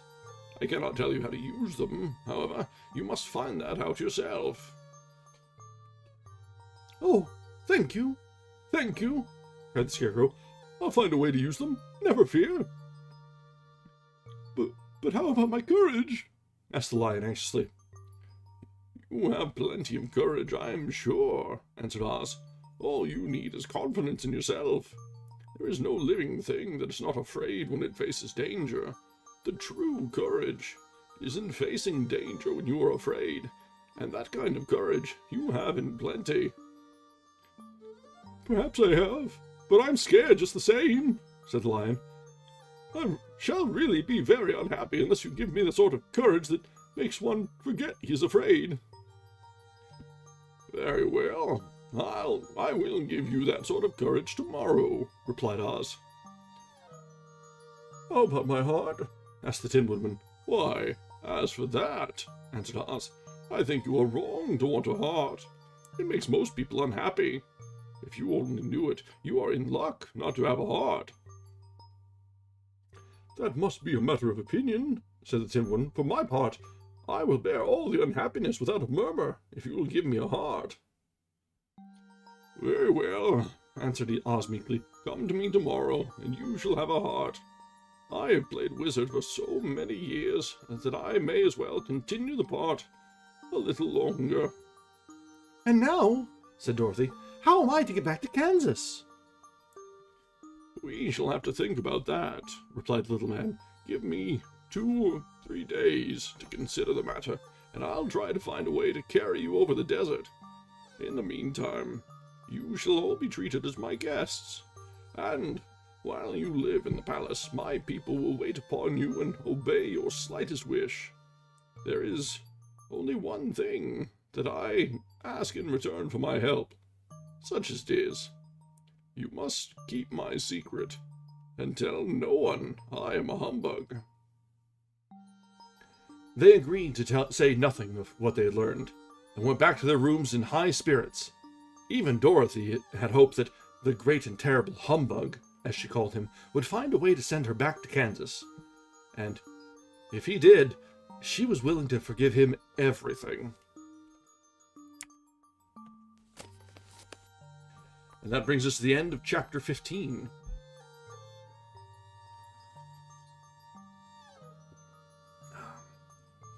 So things are very quickly proceeding now.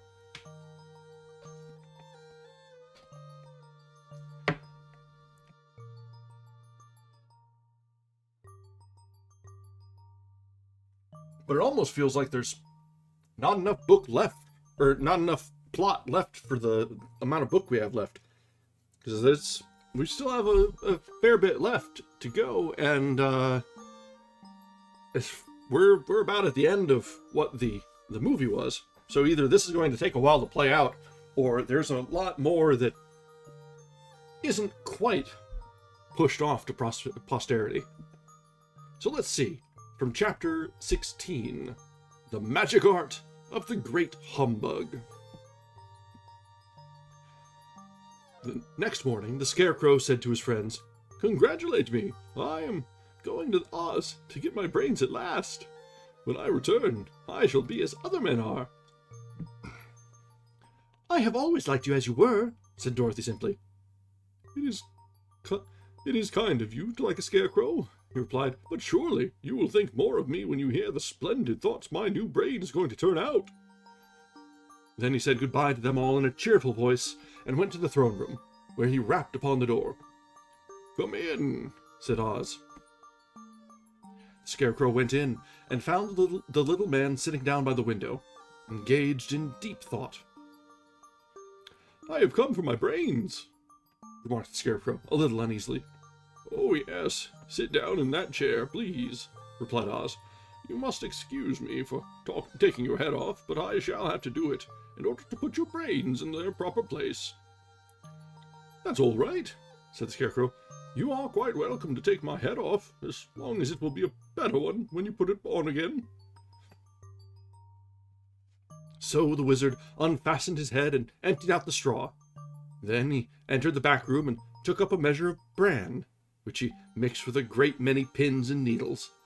Having shaken them together roughly, he filled the top of the Scarecrow's head with the mixture and stuffed the rest of the space with straw to hold it in place. When he had fastened the Scarecrow's head on his body again, he said to him, "Hereafter you will be a great man, for I have given you a lot of brand new brains." God damn it.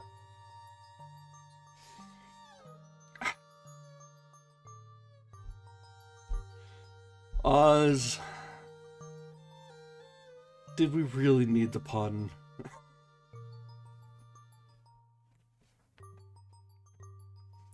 The Scarecrow was both pleased and proud at the fulfillment of his greatest wish, and, having thanked Oz warmly, he went back to his friends. Dorothy looked at him curiously. His head was quite bulged out at the top with brains. "How do you feel?" she asked. "I feel wise indeed," he answered earnestly. "When I get used to my brains, I shall know everything." "Why are those needles and pins sticking out of your head?" asked the Tin Woodman. "That is proof that he is sharp," remarked the Lion. God damn it.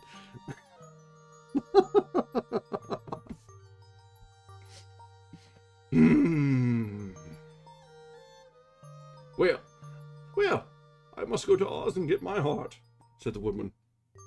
So he walked to the throne room and knocked at the door. "Come in," called Oz, and the Woodman entered and said, "I have come for my heart." "Very well," answered the little man, "but I shall have to cut a hole in your breast, so that I can put your heart in the right place. I hope it won't hurt you." "Oh no," answered the woodman, "I shall not feel it at all." So Oz brought a pair of tinsmith's shears and cut a small, square hole in the left side of the Tin Woodman's breast. Then, going to a chest of drawers, he took out a pretty heart, made entirely of silk and stuffed with sawdust. "Isn't it a beauty?" he asked. "It is indeed," replied the woodman, who was greatly pleased. "But is it a kind heart?" "Oh, very," answered Oz. He put the heart in the woodman's breast, and then replaced the square of tin, soldering it neatly together where it had been cut.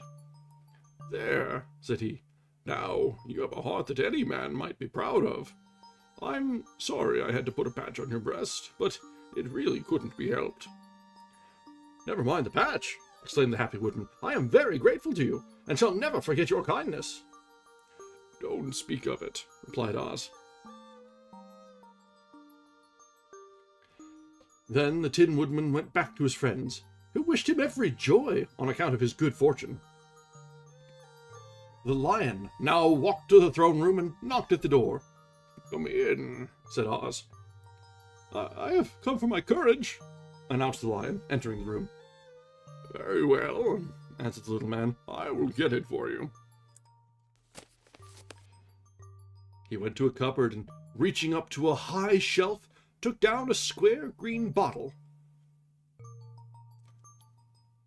the contents of which he poured into a green gold dish beautifully carved, placing this before the Cowardly Lion, who sniffed it as if he did not like it. The wizard said, "Drink." "What is it?" asked the Lion. "Well," answered the Oz, "if it were inside you, it would be courage. You know, of course, that courage is always inside one, so that this really cannot be called courage until you have swallowed it. Therefore, I advise you to drink it as soon as possible." The Lion hesitated no longer, but drank till the dish was empty. "How do you feel now?" asked Oz. "Full of courage," replied the Lion, who went joyfully back to his friends to tell them of his good fortune. Oz, left to himself, smiled to think of his success in giving the Scarecrow and the Tin Woodman and the Lion exactly what they thought they wanted.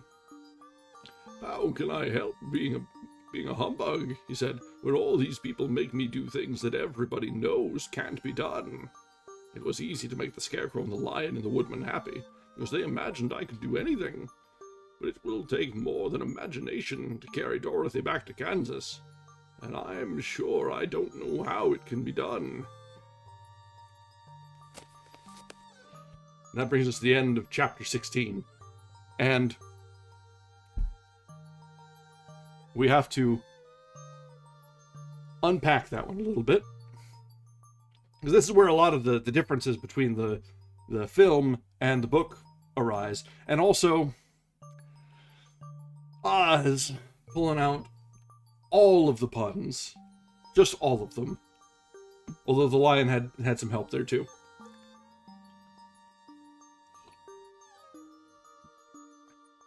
So, between the Scarecrow getting a brand new brain with pins and needles to prove just how sharp he really is, that I took some psychic damage on that one. It happens. So it's, you know what? You let it go sometimes. And then the Lion getting liquid courage. I can get behind that too. You know what? That's fine. That's fine. I'm alright with that. So, you know what? A con man is really what you need for the people of Oz. The problem now lies with Dorothy. But yeah, so this is where a lot of the differences in the film are. I think in the film, the Scarecrow gets a diploma to show that he was well learned. I'm not sure what the Tin Woodman gets. Does he actually get a heart like that? I don't remember. And then the Lion gets a medal or a badge that says to show that he had courage. So it's a little different. It's partly to make it a little bit more child-friendly in the case of the lion, because having a character get some liquid courage, wink wink, nudge nudge, wouldn't play too well on old TV. That makes sense. A little heart-shaped doodad is not really too different from what he got this time around. Just a little bit of a different sort of vibe there. The Scarecrow, probably just to make it play better on screen, is all that really was. That, and when you're doing it for that, the way practical effects and whatnot were, to take off someone's head wouldn't work very well on TV. So, this is well before CGI, you will remember. The lion is the only one that was probably a content decision.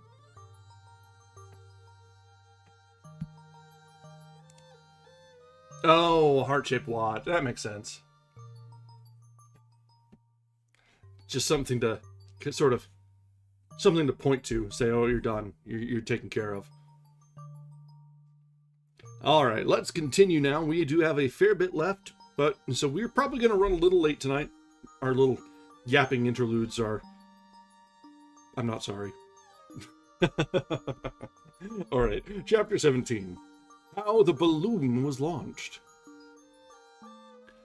For 3 days, Dorothy heard nothing from Oz. These were sad days for the little girl, although her friends were all quite happy and contented.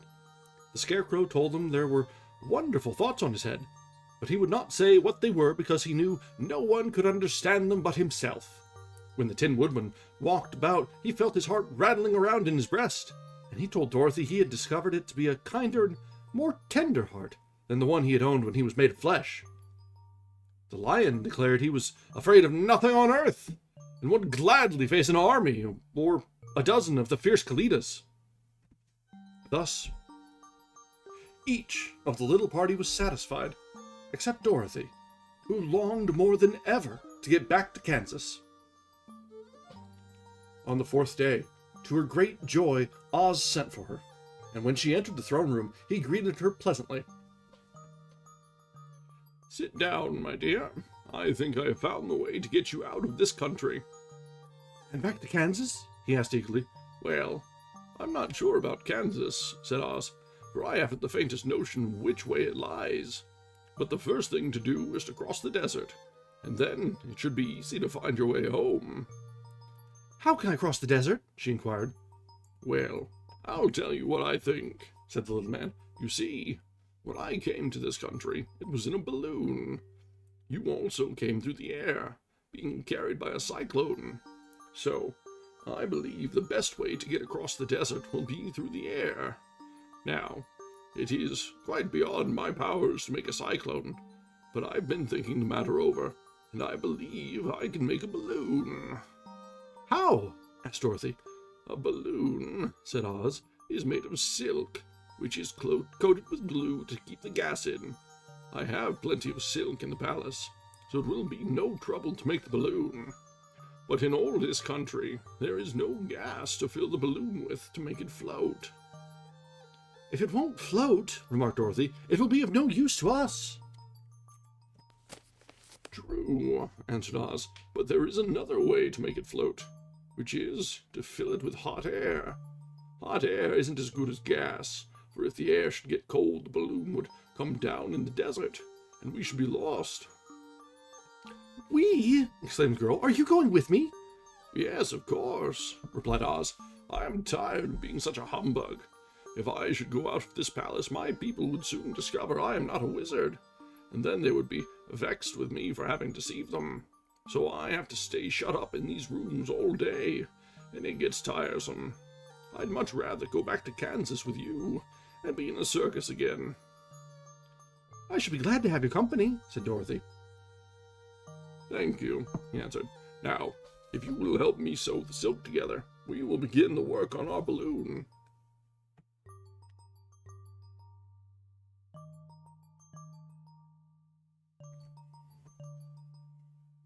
So Dorothy took a needle and thread, and as fast as Oz cut the strips of silk into proper shape, the girls sewed them neatly together. First there was a strip of light green silk, then a strip of dark green, and then a strip of emerald green, for Oz had a fancy to make the balloon in different shades of the color about them. It took 3 days to sew all the strips together, but when it was finished, they had a big bag of green silk more than 20 feet long. Then Oz painted it on the inside with a coat of thin glue to make it airtight, after which he announced that the balloon was ready. "But we must have a basket to ride in," he said. So he sent the soldier with the green whiskers for a big clothes basket, which he fastened with many ropes to the bottom of the balloon. When it was all ready, Oz sent word to his people that he was going to make a visit to a great brother wizard who lived in the clouds. The news spread rapidly throughout the city, and everyone came to see the wonderful sight. Oz ordered the balloon carried out in front of the palace, and the people gazed upon it with much curiosity. The Tin Woodman had chopped a big pile of wood, and now he made a fire of it, and Oz held the bottom of the balloon over the fire so that the hot air that arose from it would be caught in the silken bag. Gradually, the balloon swelled out and rose into the air, until finally the basket just touched the ground. Then Oz got into the basket and said to all the people in a loud voice, "I am now going away to make a visit. While I am gone, the Scarecrow will rule over you. I command you to obey him as you would me." The balloon was by this time tugging hard at the rope that held it to the ground, where the air within it was hot, and this made it so much lighter in weight than the air without that it pulled hard to rise into the sky. "Come, Dorothy," cried the balloon. "Hurry up, or the balloon will fly." "I can't find Toto anywhere," replied Dorothy, who did not wish to leave her little dog behind. Toto had run into the crowd to bark at a kitten, and Dorothy at last found him. She picked him up and ran towards the balloon.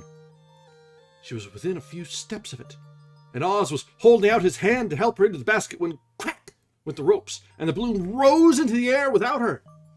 "Come back!" she screamed. "I want to go too!" "I can't come back, my dear," cried Oz from the basket. "Goodbye!"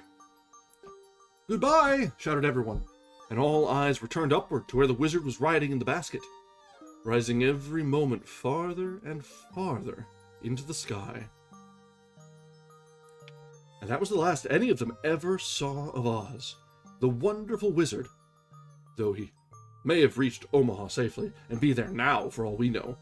But the people remembered him lovingly and said to one another, "Oz was always our friend. When he was here, he built for us this beautiful Emerald City, and now he is gone, and he has left the wise Scarecrow to rule over us." Still, for many days they grieved over the loss of the wonderful wizard, and would not be comforted.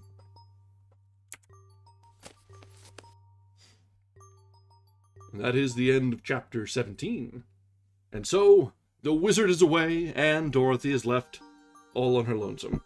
Leave it to Toto to screw things up, but there's a very real chance that the wizard didn't have the best forethought and planning on that, and Lord knows where he'll end up in the end, in the long run.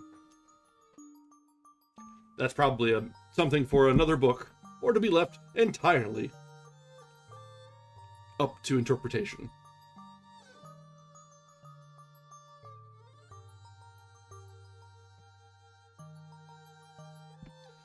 Maybe you ran into Nemo somewhere out there.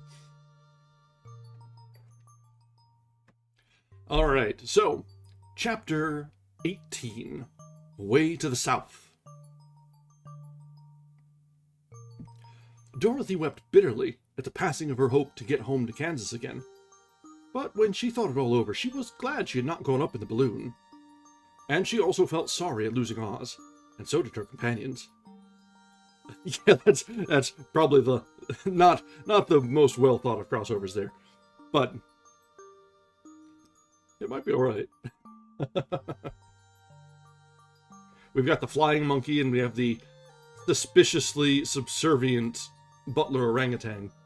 That it sounds like a wonderful crossover. Exactly what we needed. Bringing all of the dog whistles. The Tin Woodman came to her and said, "Truly, I should be ungrateful if I had failed to mourn for the man who gave me my lovely heart. I should like to cry a little because Oz is gone, if you will kindly wipe away my tears, so that I shall not rust." "With pleasure," she answered, and brought a towel at once. When the Tin Woodman wept for several minutes, and she watched the tears carefully and wiped them away with the towel. When he had finished, he thanked her kindly and oiled himself thoroughly with his jeweled oil can, to guard against a mishap. The Scarecrow was now the ruler of the Emerald City, and although he was not a wizard, the people were proud of him. For, they said, there is not another city in the world that is ruled by a stuffed man. And so far as they knew, they were quite right. The morning after the balloon had gone up with Oz, the four travelers met in the throne room and talked matters over. The Scarecrow sat in the big throne, and the others stood respectfully before him. "We are not so unlucky," said the new ruler, "for this palace and the Emerald City belong to us, and we can do just as we please.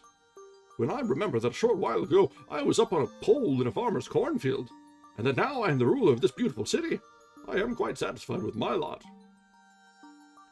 "I also," said the Tin Woodman, "am well pleased with my new heart, and really, that was the only thing I wished in all the world.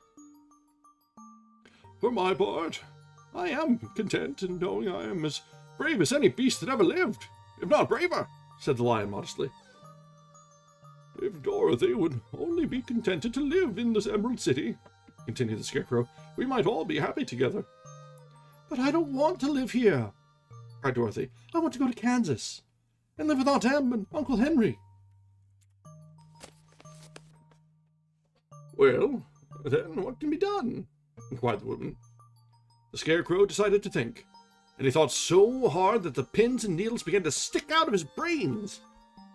Finally he said, "Why not call the winged monkeys and ask them to carry you over the desert?"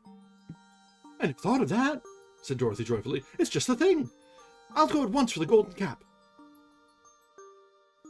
When she brought it into the throne room, she spoke the magic words, and soon the band of winged monkeys flew in through the open window and stood beside her. "This is the second time you have called us," said the Monkey King, bowing before the little girl. "What do you wish?" "I want you to fly with me to Kansas," said Dorothy. But the Monkey King shook his head. "That cannot be done," he said. "We belong to this country alone, and cannot leave it. There was never been a winged monkey in Kansas yet, and I suppose there never will be, for they don't belong there. We shall be glad to serve you in any way in our power, but we cannot cross the desert. Goodbye." And with another bow, the Monkey King spread his wings and flew away through the window, followed by all his band. Dorothy was ready to cry with disappointment. "I have wasted the charm of the golden cap to no purpose," she said, "for the winged monkeys cannot help me." "It certainly is too bad," said the tender-hearted Woodman. The Scarecrow was thinking again, and his head bulged out so horribly that Dorothy feared it would burst. "Let us call in the soldier with the green whiskers and ask his advice," he said. So the soldier was summoned and entered the throne room timidly, for while Oz was alive, he never was allowed to come farther than the door. "This little girl," said the Scarecrow to the soldier, "wishes to cross the desert. How can she do so?" "I cannot tell," answered the soldier, "for nobody has ever crossed the desert, unless it is Oz himself." "Is there no one who can help me?" asked Dorothy earnestly. "Glinda might," he suggested. "Who is Glinda?" inquired the Scarecrow. "The Witch of the South. She is the most powerful of all the witches, and rules over the Quadlings. Besides, her castle stands at the edge of the desert, so she may know a way to cross it." "Glinda is a good witch, isn't she?" asked the child. "The Quadlings think she is good," said the soldier, "and she is kind to everyone. I have heard that Glinda is a beautiful woman, who knows how to keep young in spite of the many years she has lived." "How can I get to her castle?" asked Dorothy. "The road is straight to the south," he answered, "but it is said to be full of dangers to travelers. There are wild beasts in the woods, and a race of queer men who do not like strangers to cross their country. For this reason, none of the Quadlings ever come to the Emerald City." The soldier then left them, and the Scarecrow said, "It seems, in spite of dangers, that the best thing Dorothy can do is to travel to the land of the South and ask Glinda to help her. For, of course, if Dorothy stays here, she will never get back to Kansas. You must have been thinking again, remarked the Tin Woodman. I have, said the Scarecrow. I shall go with Dorothy, declared the Lion, for I am tired of your city, and long for the woods and the country again. I really am a wild beast, you know. Besides, Dorothy will need someone to protect her. That is true, agreed the woman. My axe may be of service to her, so I will also go with her to the land of the South. When shall we start? Asked the Scarecrow. Are you going? They asked in surprise. Certainly. If it wasn't for Dorothy, I should never have had brains. She lifted me up from the pole in the cornfield and brought me to the Emerald City.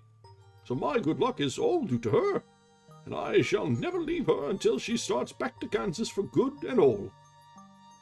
Thank you, said Dorothy gratefully. You are all very kind to me, but I should like to start as soon as possible. We shall go tomorrow morning, replied the Scarecrow. So now let us all get ready, for it will be a long journey.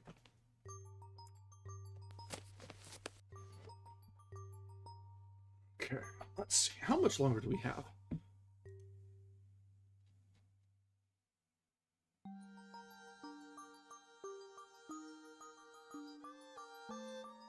There's 6 chapters yet.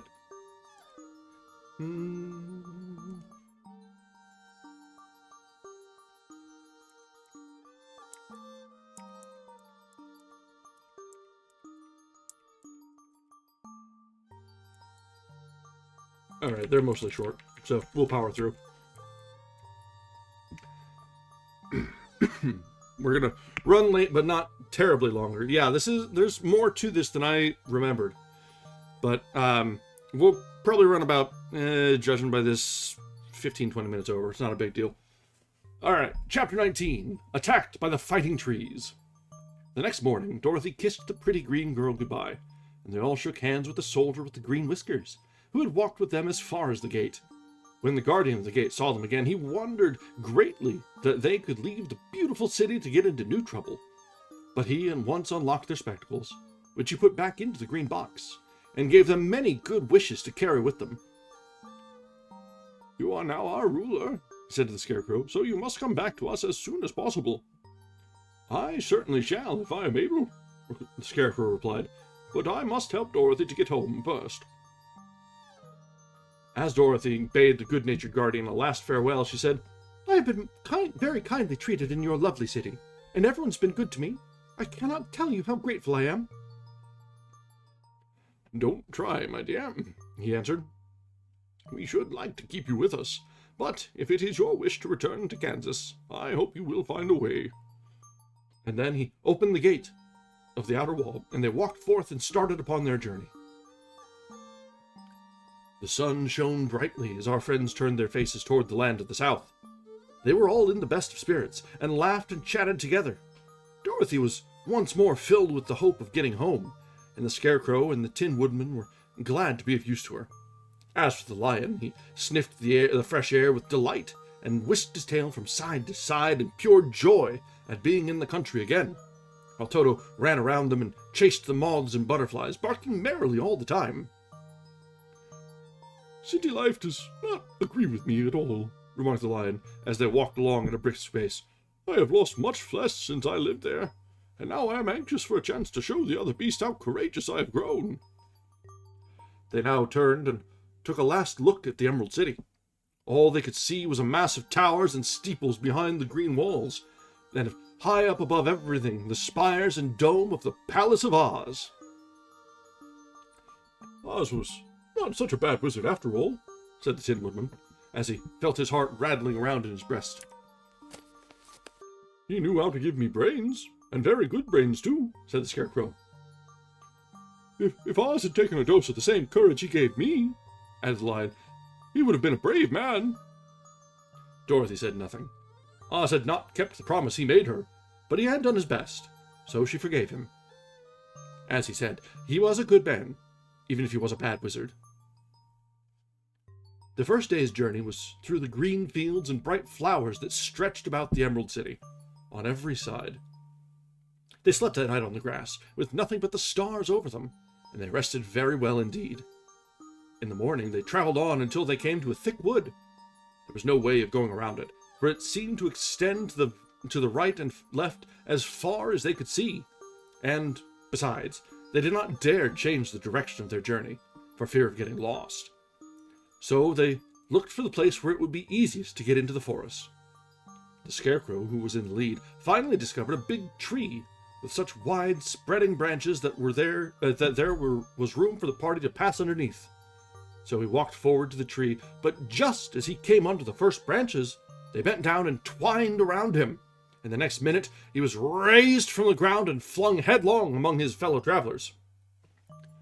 This did not hurt the Scarecrow, but it surprised him, and he looked rather dizzy when Dorothy picked him up. "Here's another space between the trees," called the Lion. "Let me try it first," said the Scarecrow, "for it doesn't hurt me to get thrown about."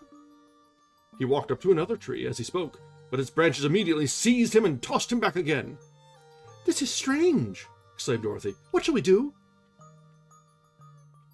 "The trees seem to have made up their minds to fight us and stop our journey," remarked the Lion. "I believe I will try it myself," said the Woodman, and shouldering his axe, he marched up to the first tree that had handled the Scarecrow so roughly. When a big branch bent down to seize him, the Woodman chopped at it so fiercely that he cut it in two. At once the tree began shaking all its branches as if in pain, and the Tin Woodman passed safely under it. "Come on!" he shouted to the others. "Be quick!" They all ran forward and passed under the tree without injury, except Toto, who was caught by a small branch and shaken until he howled. But the Woodman promptly chopped off the branch and set the little dog free. The other trees of the forest did nothing to keep them back, so they made up their minds that only the first row of trees could bend down their branches, and that probably these were the policemen of the forest, and given this wonderful power in order to keep strangers out of it. The four travelers walked with ease through the trees until they came to the farther edge of the wood. Then, to their surprise, they found before them a high wall, which seemed to be made of white china. It was smooth, like the surface of a dish, and higher than their heads. "What shall we do now?" asked Dorothy. "I will make a ladder," asked the Tin Woodman, "for we certainly must climb over the wall."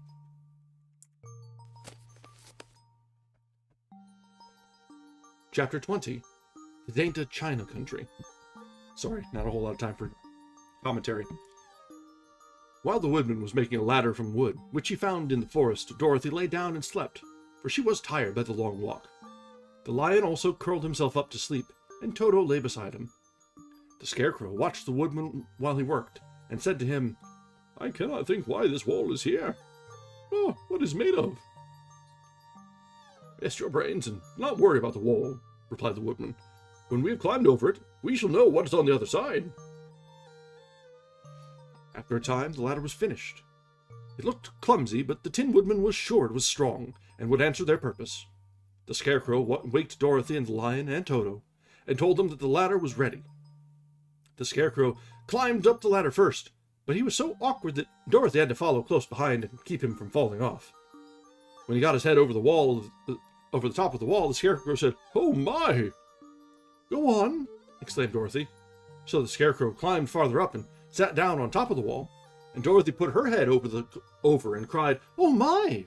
just as the Scarecrow had done. Then Toto came up and immediately began to bark, but Dorothy made him be still. The Lion climbed the ladder next, and the Tin Woodman came last, but both of them cried, "Oh my!" as soon as they looked over the wall. When they were all sitting in a row on the top of the wall, they looked down and saw a strange sight. Before them was a great stretch of country, having a floor as smooth and shining and white as the bottom of a big platter. Scattered around were many houses made entirely of china and painted in the brightest colors. These houses were quite small, the biggest of them reaching only as high as Dorothy's waist. There were also pretty little barns, with china fences around them, and many cows and sheep and horses and pigs and chickens, all made of china, were standing about in groups.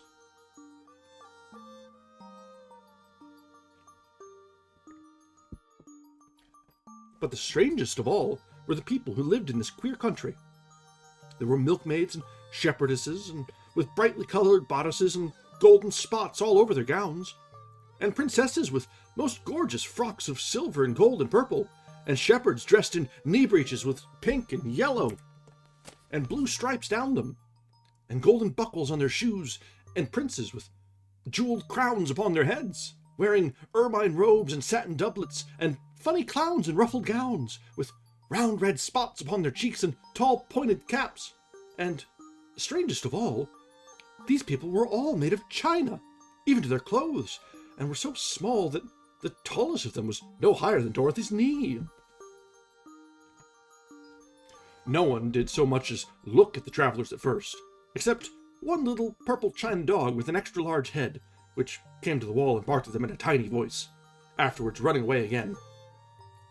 "How shall we all get down?" asked Dorothy. They found the ladder so heavy they could not pull it up, so the Scarecrow fell off the wall and the others jumped down upon him, so that the hard floor would not hurt their feet. Of course, they took pains not to light on his head and get the pins in their feet. When all were safely down, they picked up the Scarecrow, whose body was quite flattened out, and patted his straw into shape again. "We must cross this strange place in order to get to the other side," said Dorothy, "for it would be unwise for us to go any further way except due south." They began walking through the country of the China people, and the first thing they came to was a China milkmaid milking a China cow. As they drew near, the cow suddenly gave a kick, and kicked over the stool, the pail, and even the milkmaid herself, and all fell on the China ground with a great clatter. Dorothy was shocked to see the cow had broken her leg off, and that the pail was lying in several small pieces, while the poor milkmaid had a nick in her left elbow. "There!" cried the milkmaid angrily. "See what you have done! My cow has broken her leg, and I must make it to the mender's shop and have it glued on again. What do you mean by coming here and frightening my cow?" "I'm very sorry," returned Dorothy. "Please forgive us." But the pretty milkmaid was much too vexed to make any answer. She picked up the legs sulkily and led her cow away, the poor animal limping on 3 legs. And as she left them, the milkmaid cast many reproachful glances over her shoulder at the clumsy strangers, holding her nicked elbow close to her side. Dorothy was quite grieved at this mishap. "We must be very careful here," said the kind-hearted woman, "or we may hurt these pretty little people so they will never get over it." A little farther on, Dorothy met a beautifully dressed young princess, who stopped short as she saw the strangers and started to run away. Dorothy wanted to see more of the princess, so she ran after her, but the China girl cried out, "Don't chase me! Don't chase me!" She had such a frightened little voice that Dorothy stopped and said, "Why not?" "Because," answered the princess, also stopping a safe distance away, "if I run, I may fall down and break myself." "Could you not be mended?" asked the girl. "Oh, yes, but one is never so pretty after being mended, you know," replied the princess. "I suppose not," said Dorothy. Now there's Mr. Joker, one of our clowns," continued the China lady, "who is always trying to stand up on his head. He has broken himself so often that he is mended in 100 places, and doesn't look at all pretty. Here he comes now, so you can see for yourself." Indeed, a jolly little clown came walking toward them, and Dorothy could see that, in spite of his pretty clothes and red and yellow and green, he was completely covered with cracks, running every which way and showing plainly that he had been mended in many places. The clown put his hands in his pockets, and after puffing out his cheeks and nodding his head at them saucily, he said, "My lady fair, why do you stare at poor old Mr. Joker? You're quite as stiff as prim as if you'd eaten up a poker." "Be quiet, sir," said the princess. "Can't you see these are strangers, and should be treated with respect?" "Well, that's respect, I expect," declared the clown, and immediately stood upon his head. "Don't mind Mr. Joker," said the Princess to Dorothy. "He is considerably cracked in his head, and that makes him foolish." "Oh, I don't mind him a bit," said Dorothy. "But you are so beautiful," she continued, "that I am sure I could love you dearly. Won't you let me carry you back to Kansas, and stand you on Aunt Em's mantle? I could carry you in my basket." "That would make me very unhappy," answered the China Princess. "You see, here in our country we live contentedly. We can talk and move about as we please, but whenever any of us are taken away, our joints at once stiffen, and we can only stand straight and look pretty. Of course, that is all that is expected of us when we are on mantels and cabinets and drawing tables, but our lives are much pleasanter here in our own country." I would not make you unhappy for all the world, exclaimed Dorothy, so I'll just say goodbye. Goodbye, replied the princess. They walked carefully through the China country. The little animals and all the people scampered out of their way, fearing the strangers would break them. And after an hour or so, the travelers reached the other side of the country and came to another China wall. It was not so high as the first, however, and by standing upon the lion's back, they all managed to scramble over the top. Then the lion gathered his legs under him and jumped on the wall, but just as he jumped, he upset a China church with his tail and smashed it all to pieces. That was too bad, said Dorothy. But really, I think we were lucky in not doing these little people more harm than breaking a cow's leg in a church. They are all so brittle. They are indeed, said the Scarecrow, and I am thankful that I am made of straw, and cannot be easily damaged. There are worse things in the world than being a scarecrow. Yeah, the lion just casually knocks over a church on his way out. And they're all just like, oops, oh well.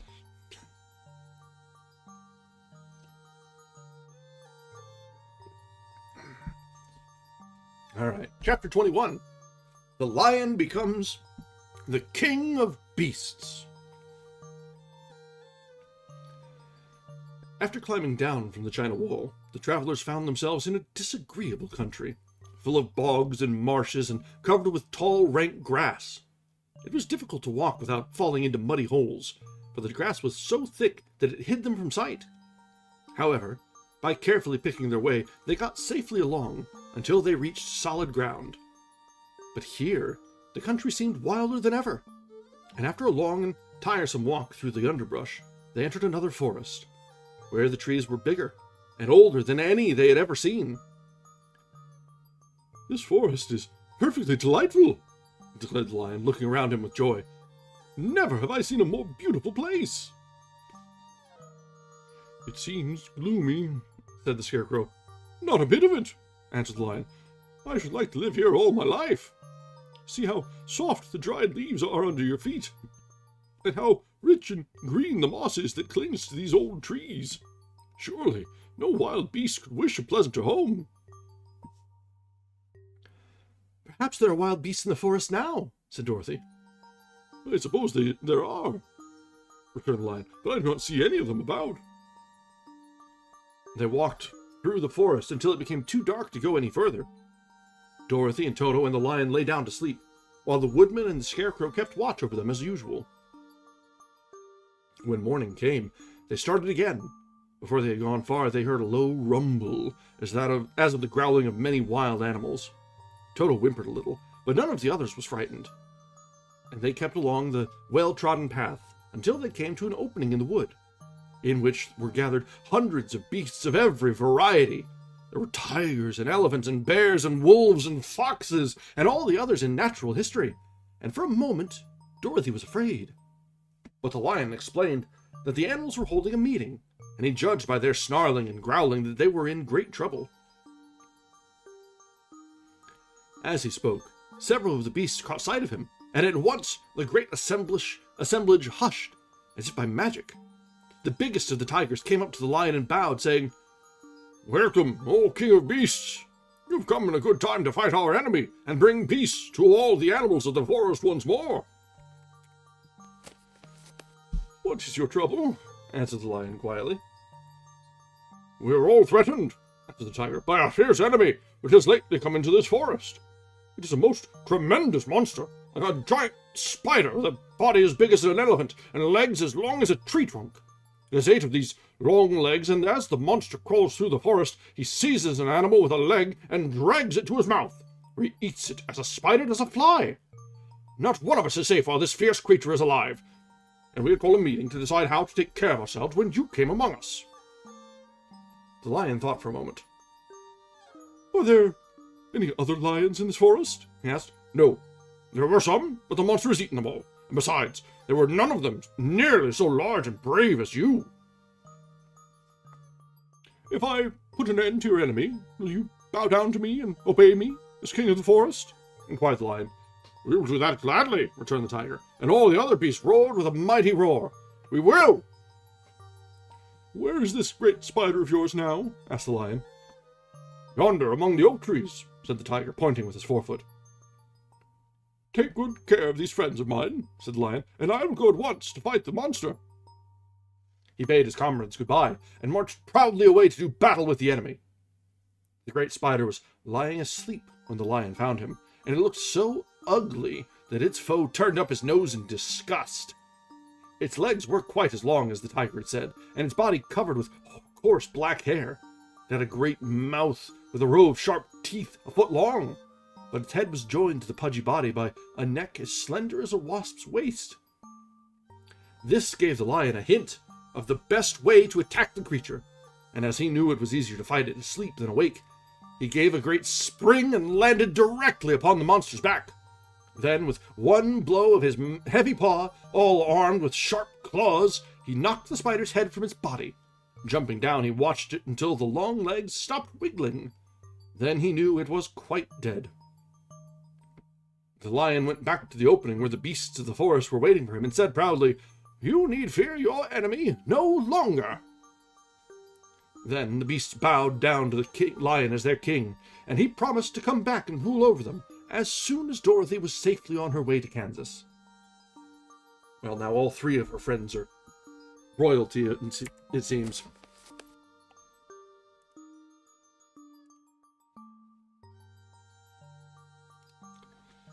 All right. Chapter 22. The Country of the Quadlings. The four travelers passed through the forest, the rest of the forest in safety. And when they came out from its gloom, saw before them a steep hill, covered from top to bottom with great pieces of rock. "That will be a hard climb," said the Scarecrow, "but we must get over the hill nevertheless." So he led the way, and the others followed. They had nearly reached the first rock when they heard a rough voice cry out, "Keep back!" "Who are you?" And then a head showed itself over the rock, and the same voice said, "This hill belongs to us, and we don't allow anyone to cross it." "But we must cross it," said the Scarecrow. "We're going to the country of the Quadlings." "But you shall not," replied the voice, and there stepped from behind the rock the strangest man the travelers had ever seen. He was quite short and stout, and had a big head, which was flat at the top and supported by a thick neck full of wrinkles, but he had no arms at all. And, seeing this, the Scarecrow did not fear that so helpless a creature could prevent them from climbing the hill. So he said, "I'm sorry not to do as you wish, but we must pass over your hill, whether you like it or not." And he walked boldly forward. As quick as lightning, the man's head shot forward, and his neck stretched out until the top of his head, where it was flat, struck the Scarecrow in the middle and sent him tumbling over and over down the hill. Almost as quickly as it came, the head went back to the body, and the man laughed harshly as he said, "It isn't as easy as you think." A chorus of boisterous laughter came from the other rocks, and Dorothy saw hundreds of the armless hammerheads upon the hillside, one behind every rock. The lion became quite angry at the laughter caused by the Scarecrow's mishap, and giving a loud roar that echoed like thunder, he dashed up the hill. Again, a head shot swiftly out, and the great lion went rolling down the hill as if he had been struck by a cannonball. Dorothy ran down and helped Scarecrow to his feet, and the lion came up to her, feeling rather bruised and sore, and said, "It is useless to fight people with shooting heads. No one can withstand them." "What can we do?" she asked. "Call the winged monkeys," suggested the Tin Woodman. "You still have the right to command them once more." "Very well," she answered, and putting on the golden cap, she uttered the magic words. The monkeys were as prompt as ever, and in a few moments the entire band stood before her. "What are your commands?" inquired the King of the Monkeys, bowing low. "Carry us over the hill to the country of the Quadlings," answered the girl. "It shall be done," said the king, and at once the winged monkeys caught the four travelers and Toto up in their arms and flew away with them. As they passed over the hill, the hammerheads yelled with vexation and shot their heads high in the air, but they could not reach the winged monkeys, which carried Dorothy and her comrades safely over the hill and set them down in the beautiful country of the Quadlings. "This is the last time you can summon us," said the leader to Dorothy. "So goodbye, and good luck to you." Goodbye, and thank you very much, returned the girl, and the monkeys rose into the air and were out of sight in a twinkling. The country of the Quadlings seemed rich and happy. There was a field upon field of ripening grain, with well-paved roads running between, and pretty rippling brooks with strong bridges between them. The fences and houses and bridges were all painted bright red, just as they had been painted yellow in the country of the Winkies, and blue in the country of the Munchkins. The Quadlings themselves, who were short and fat and looked chubby and good-natured, were dressed all in red, which showed bright against the green grass and the yellowing grain. The monkeys had set them down near a farmhouse, and the four travelers walked up to it and knocked at the door. It was opened by the farmer's wife, and when Dorothy asked for something to eat, the woman gave them all a good dinner, with 3 kinds of cake and 4 kinds of cookies, and a bowl of milk for Toto. "How far is it to the castle of Glinda?" asked the child. "It is not a great way," answered the farmer's wife. "Take the road to the south, and you will soon reach it." Thanking the good woman, they started afresh, and walked by the fields and across the pretty bridges, until they saw before them a very beautiful castle. Before the gates were 3 young girls, dressed in handsome red uniforms trimmed with gold braid, and as Dorothy approached, one of them said to her, "Why have you come to the South Country?" "To see the good witch who rules here," she answered. "Will you take me to her?" "Let me have your name, and I will ask Glinda if she will receive you." They told her who they were, and the girl soldier went into the castle. After a few moments she came back to say that Dorothy and the others were to be admitted at once.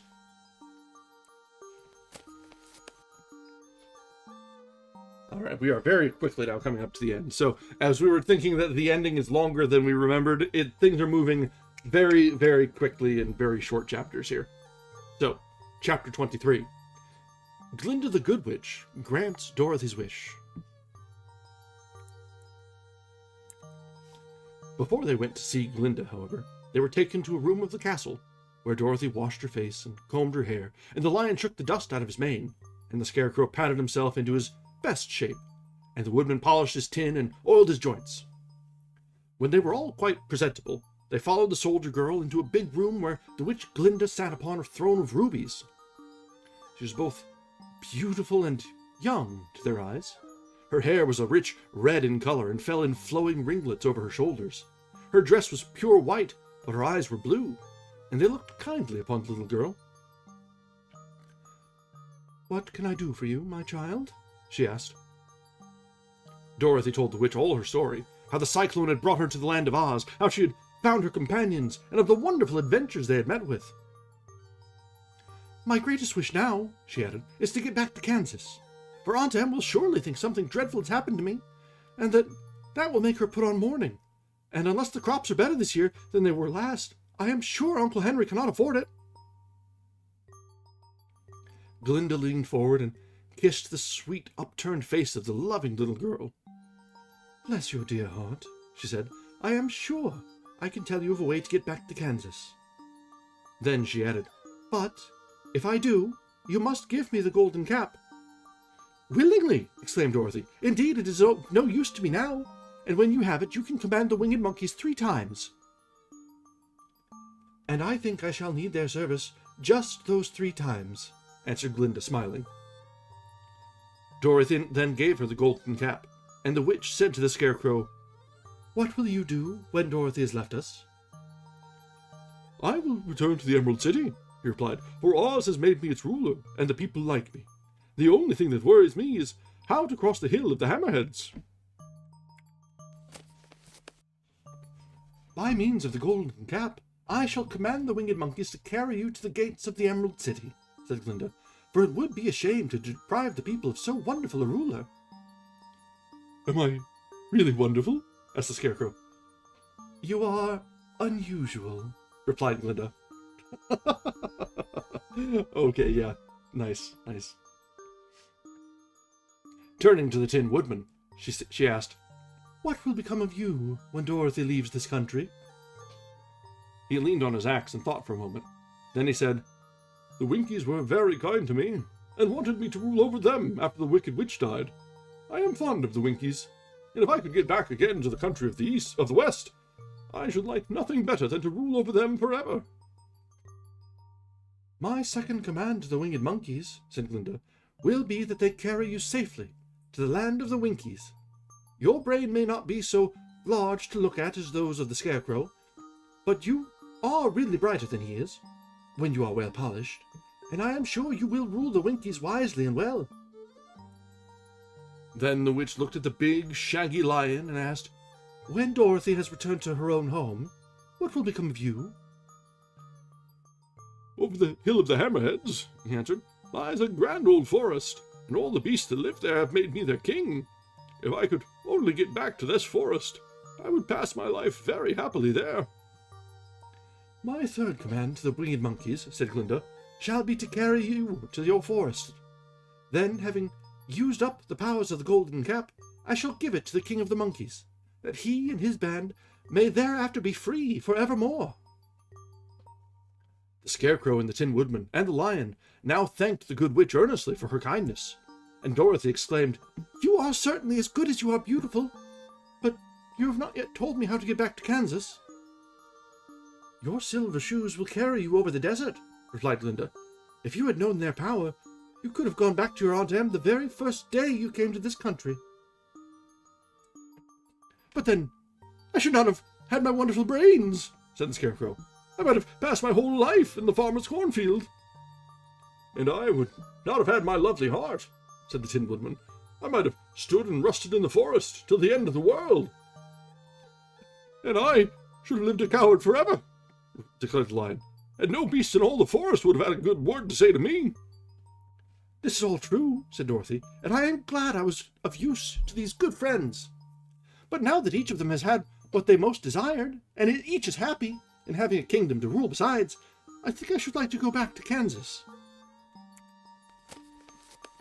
"The silver shoes," said the good witch, "have wonderful powers, and one of the most curious things about them is that they can carry you to any place in the world in 3 steps, and each step will be made in the wink of an eye. All you have to do is knock the heels together 3 times, and command the shoes to carry you wherever you wish to go." "If that is so," said the child joyfully, "I will ask them to carry me back to Kansas at once." She threw her arms around the lion's neck and kissed him, patting his big head tenderly. Then she kissed the Tin Woodman, who was weeping in a way most dangerous to his joints. But she hugged the soft, stuffed body of the Scarecrow in her arms instead of kissing his painted face, and found she was crying herself at this sorrowful parting from her loving comrades. Glinda the Good stepped down from her ruby throne to give the little girl a goodbye kiss, and Dorothy thanked her for all the kindness she had shown to her friends and herself. Dorothy now took Toto up solemnly in her arms, and having said one last goodbye, she clapped the heels of her shoes together 3 times, saying, "Take me home to Aunt Em." Instantly, she was whirling through the air so swiftly that all she could see or feel was the wind whistling past her ears. The silver shoes took but 3 steps, and then she stopped so suddenly that she rolled over upon the grass several times before she knew where she was. At length, however, she sat up and looked about her. "Good gracious!" she cried, for she was sitting on the broad Kansas prairie, and just before her was the new farmhouse Uncle Henry built after the cyclone had carried away the old one. Uncle Henry was milking the cows in the barnyard, and Toto had jumped out of her arms and was running toward the barn, barking furiously. Dorothy stood up and found she was in her stocking feet, for the silver shoes had fallen off in her flight through the air and were lost forever in the desert. Chapter 24. Home Again. Aunt Em had just come out of the house to water the cabbages when she looked up and saw Dorothy running toward her. "My darling child," she cried, folding the little girl in her arms and covering her face with kisses. "Where in the world did you come from?" "From the land of Oz," said Dorothy gravely. "And here is Toto, too. And, oh, Aunt Em, I'm so glad to be at home again." And that is the end of The Wonderful Wizard of Oz. So, this was a fun little read. It's a little bit longer than I remembered it playing out. There's a little bit more story to it than you might remember from just the from just the screen adaptation. But it was fun. It has a sort of similar vibe to like Alice in Wonderland had when we read it. Sort of the whimsy and the going from place to place on a grand adventure. But it also was a little bit more innocent than Alice was. There was, all through Alice, there was a bit of almost the cruelty of childhood. Whereas in this, it was just sort of going along with it. Dorothy is a little bit more of an innocent character in this. And yeah, I get why they shortened the ending. Because after the interaction with Oz, that was about at the 3/4 mark, and there was still a quarter of the book left, and all it was, okay, now go south and talk to the witch.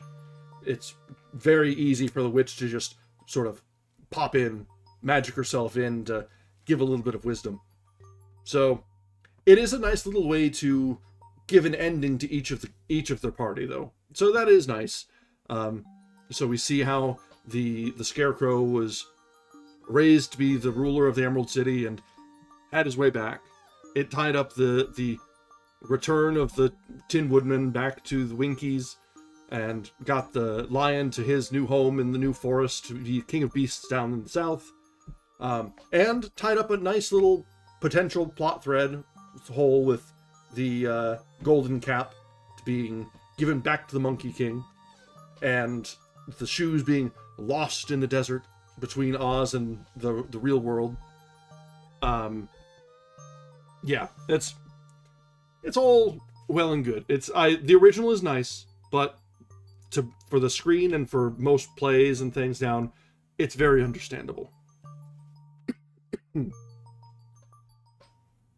I will say, this one had a lot of different characters, and because of, how whimsical and fanciful everything was, I did go a little over the top on some of the voices, and I will probably be hurting for it tomorrow.